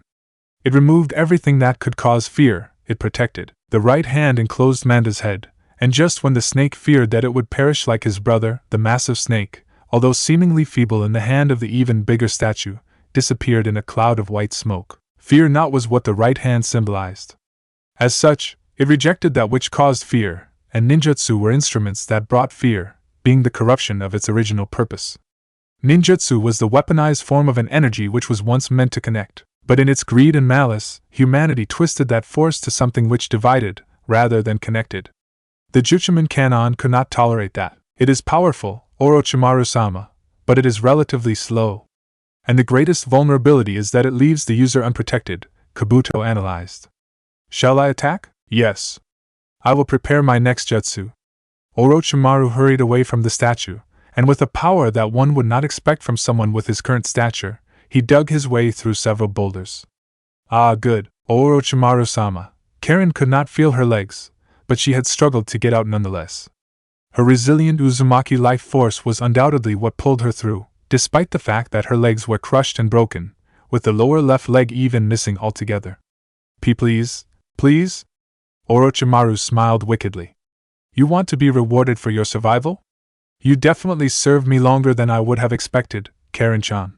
But alas, all good things come to an end. He summoned some kind of coffin, which stood vertically, taller than Orochimaru himself. Now, let us commence the ceremony. I thank you for your loyalty, Karen-chan. Your sacrifice will not be forgotten. Orochimaru's grin widened. No, not, Edo-tensei, please. But without Uchiha Madara, I might even perish, Orochimaru snickered. After what the Sandaime Hokage did to my arms, you and I both know that my combat ability is not what it used to be. I will need a more capable puppet to. Hello? Madara isn't your puppet, Orochimaru. Zetsu-san, what a pleasant surprise. And here I thought you had abandoned me, only until you'd be forced to summon Madara. And you did that far sooner than we expected. White Zetsu said cheerfully. Our little boy has become so big. I'm so proud of Kunemori-kun. But we'll be taking Uchiha Madara from here on out. We thank you for your loyalty, Orochimaru-san. Your sacrifice will not be forgotten. Both halves of Zetsu laughed before they sank into the ground, taking along the coffin which contained the regrown body of Uchiha Madara, leaving behind a very frustrated Orochimaru. He, in turn, left Karen to bleed out, but only after sucking out what little of her chakra had remained. Naruto had to admit that his opponent was a slippery one, but it was foolish for him to engage Naruto here. Naruto had the Mokuton Kekkei Genkai. He could manipulate wood in whatever way he wanted. Standing on top of a statue made of that substance was like having a massive arsenal at his immediate disposal. The young man with the spectacles might be strong, but his power was insignificant in comparison. He was like a pesky fly, however, in that Naruto failed to swat him. You have earned your position within Akatsuki well, Kunemori-kun, Kabuto spoke up. Not the one who was dodging Juchiman Kanon's left hand, though. No, this Kabuto stood behind Naruto. Oh, he uses the Kage Bunshin. What a cliché, Naruto growled, annoyed that the bespectacled shinobi underestimated him so much. One hand went up, and Kabuto wanted to dodge. Wanted to, but could not. His feet had sunk into the wood, which was holding him down. Naruto's hand stretched, and stopped in front of him. Earlier, you said you could heal from any wound, Naruto said with a sadistic grin. Heal from this. Futon de Tapa, wind release, great breakthrough. The gust of air blasted him from the cannon's head, but Kabuto laughed nonetheless. Heal from that? Stop underestimating me. It is not the left hand you should be worried about. Unmoved, Naruto watched how the Juchiman cannon grabbed Kabuto. The clone was still distracting the lethal left hand, but the right hand was working just as well. You are weak, but gain endurance through ninjutsu. I wonder what happens when you cannot use your jutsu. Kabuto struggled, but the massive hand did not budge. The arm moved up. The arm moved down. With a sickening crash, the right palm was plunged into the ground. The palm connected to his body. Kabuto could not use any ninjutsu. His broken and flattened form was left as a silent memento of the battle that was waged here. His death, while too quick to make him suffer for all the horrors he committed, was definitive, and the clone dispelled. That was the moment Orochimaru used. Shoton might not be as powerful and flexible as Mokuton, but nevertheless it was able to crystallize anything. The cannon shed off its right arm as the wood it was composed of was turned into crystal. It was merely a distraction, though. If Kabuto was fast, Orochimaru was definitely faster. Before Naruto could react properly, the snake was already near the neck of the statue. The 11 heads that crowned the cannon opened their mouths in perfect synchronicity, and Orochimaru was hit by the dust that came out of the 11 mouths. Naruto wondered why the man screamed all of a sudden. Then again, he had barely understood how he had made this cannon statue. He had just done it. He knew the form, yet the mechanics behind it were all just a fluke. All he knew was that he wanted Orochimaru to suffer for his crimes. What he had done to Guren was already unforgivable, but the way he had tried to profit from Ajisai's death. Naruto still did not want to believe it. He had seen her die through Zetsu's ability to record events. Could Zetsu be trusted? No, of course not. But Naruto could not see any reason why Zetsu would put him up against Konoha, towards which he was already hostile. No, if he indeed knew about Ajisai, Zetsu would either kidnap her or otherwise make sure that he could harm her whenever Naruto wouldn't obey his orders. Besides, considering how weak those clones were, Zetsu would never have been able to harm her. Not while being present for the entire 3 days that it took to seal the Nanabi. So even when he did not trust Zetsu, he could not see how he could be responsible for what happened to her, unless it is all fake. But why? What point would it serve? The uncertainty and fear only enraged him further and further. Pain. If this was the growth Pain was talking about, Naruto did not want anyone to experience it. Ever. He'd rather die 1,000 deaths than have to experience this pain. Nothing about this made him feel anything but rage. Konoha would burn for what it did. Was this the peace that Pain and Konan wanted? It was not that Naruto cared about that peace anymore. His reasons for willingly cooperating with Akatsuki had died with Ajisai. And right now, Naruto did not feel like they could force him to do anything either. I will capture those treasonous rats that killed her. I will break them, one by one, until they beg me to grant them death, Naruto whispered, while his eyes changed slowly. Not only did they glow red, the pupils also became slit, like that of an animal. The anger, the pain in his heart, called out for blood. And his chakra responded. He did not even think how his reserves had suddenly expanded like that. After Konoha is burnt to ashes, Amigekyo will follow. Pain and Konan were supposed to keep her safe. The price of their failure will be paid in blood, but first things first. Orochimaru had wanted to defile Ajisai's corpse and soul with one of his accursed jutsu. The man deserved more than being burned. Naruto did not know how the dust which the statue had emitted earlier was burning the man, though. It seemed akin to the time he had experimented with the manipulation of fungi spores that had resulted in a corrosive cloud of dust, although its effects back then hadn't been nearly as drastic as this. Still, whatever pain Orochimaru now suffered, it was insufficient. Naruto wanted Orochimaru to feel as much pain as he felt right now. The left palm of the Juchuman cannon came down, and Orochimaru could only barely dodge. Naruto was enraged by his elusive opponent, but Orochimaru was in a worse state than he knew. Guren's body was suffering from the dust which the cannon has spewed at it. The matter of why was something beyond Orochimaru's understanding. How could this boy have such chakra reserves? Why had Zetsu suddenly betrayed him? There were so many questions, but between the pain caused by the burning dust and the utter lack of time, as he was dodging repeated strikes, Orochimaru had neither the opportunity nor the capacity to figure out how this entire situation had suddenly gone to hell like this. The Juchuman cannon was not fast, at least not by S-rank standards, but its size made it difficult to fight. The Shoten Kekkei Genkai was practically powerless, unless Orochimaru expended massive amounts of chakra. But where the boy barely broke a sweat, Orochimaru felt the end of his reserves approaching. To make matters worse, this all happened in a body which he had only recently acquired. Without the proper procedures, the body had not been adjusted to tolerate such quantities of chakra. Not that it mattered, the burning sensation continued. No Suiton jutsu could end it. Not even his unique style of Kawarimi no jutsu, where a new body crawled out of the mouth of the old one, changed anything. The body was only momentarily restored, but it kept eroding. As if the cloud of corrosive spores had somehow burned itself into his chakra. Panting, Orochimaru never saw the hit coming. The impatient Naruto had jumped down in order to engage the snake Sannin, who had become slower and slower, in close combat. For a moment, Orochimaru had the hope that this would render the giant statue motionless, but that hope soon showed itself to be false. The devious Mokuton user had left a clone to govern the statue. Caught between a rock and a hard place, Orochimaru sank into the ground, planning to escape, only to be dragged up the surface. You honestly did not think the ground would be a safe place for you to hide from me, did you? Naruto tied the legs of the Sannin with vines and tree branches. The left hand of Juchiman Kanon moved down, aiming for the tied-down Orochimaru. With no way to escape, defense was the only option left. Kuchios, Rashomon. A large and menacing gate rose from the ground, offering the strongest defense which Orochimaru had. He would rather have summoned 3 of those gates, but no longer had sufficient chakra to do that. But even a single gate was capable of stopping many of the most powerful jutsu in existence. Or so Orochimaru believed. The demonic face on the gate broke like a twig. While large, while strong, the gate was powerless against Naruto's Juchiman Kanon. Out of options, Orochimaru shed Guren's body. It was such a waste, as the Shoten Kekkai Genkai was as powerful as it was rare. But what good could the girl's body do if he died along with it? A large, white snake emerged, charging at Naruto. The snake, consisting of countless little white snakes, was what constituted Orochimaru's true body. It was not truly a body, however, as it was more spiritual than anything to do with the physical realm.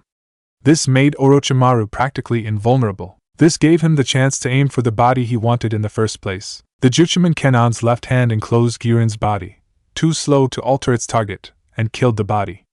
Naruto could swear he saw a faint smile, one of gratitude, on Guren's face.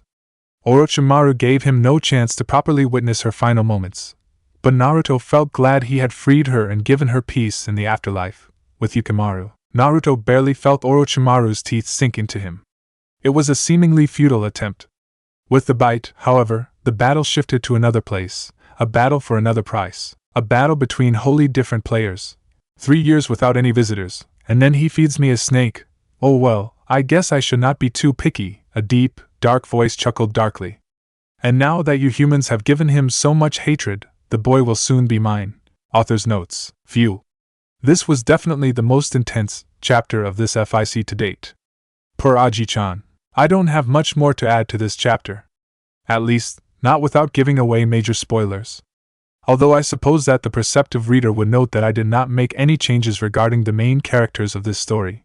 I can't tell you much about the future of the story, nor do I think a bonus segment is appropriate for this chapter, but I can present some background information regarding the original Mokuton jutsu which I've introduced this chapter. As the 2 new jutsu were both derived from Buddhism, much like the stuff from Kishimoto was based on the same source material. Not that I'm an expert on Buddhism, so don't brand me as a heretic or something, if I'm not 100% correct. Anyway, I hope you've enjoyed the chapter. Please leave your thoughts. Every author loves getting reviews to his or her work. All hail to the mighty illuminated, or his 6-year-old will come after you.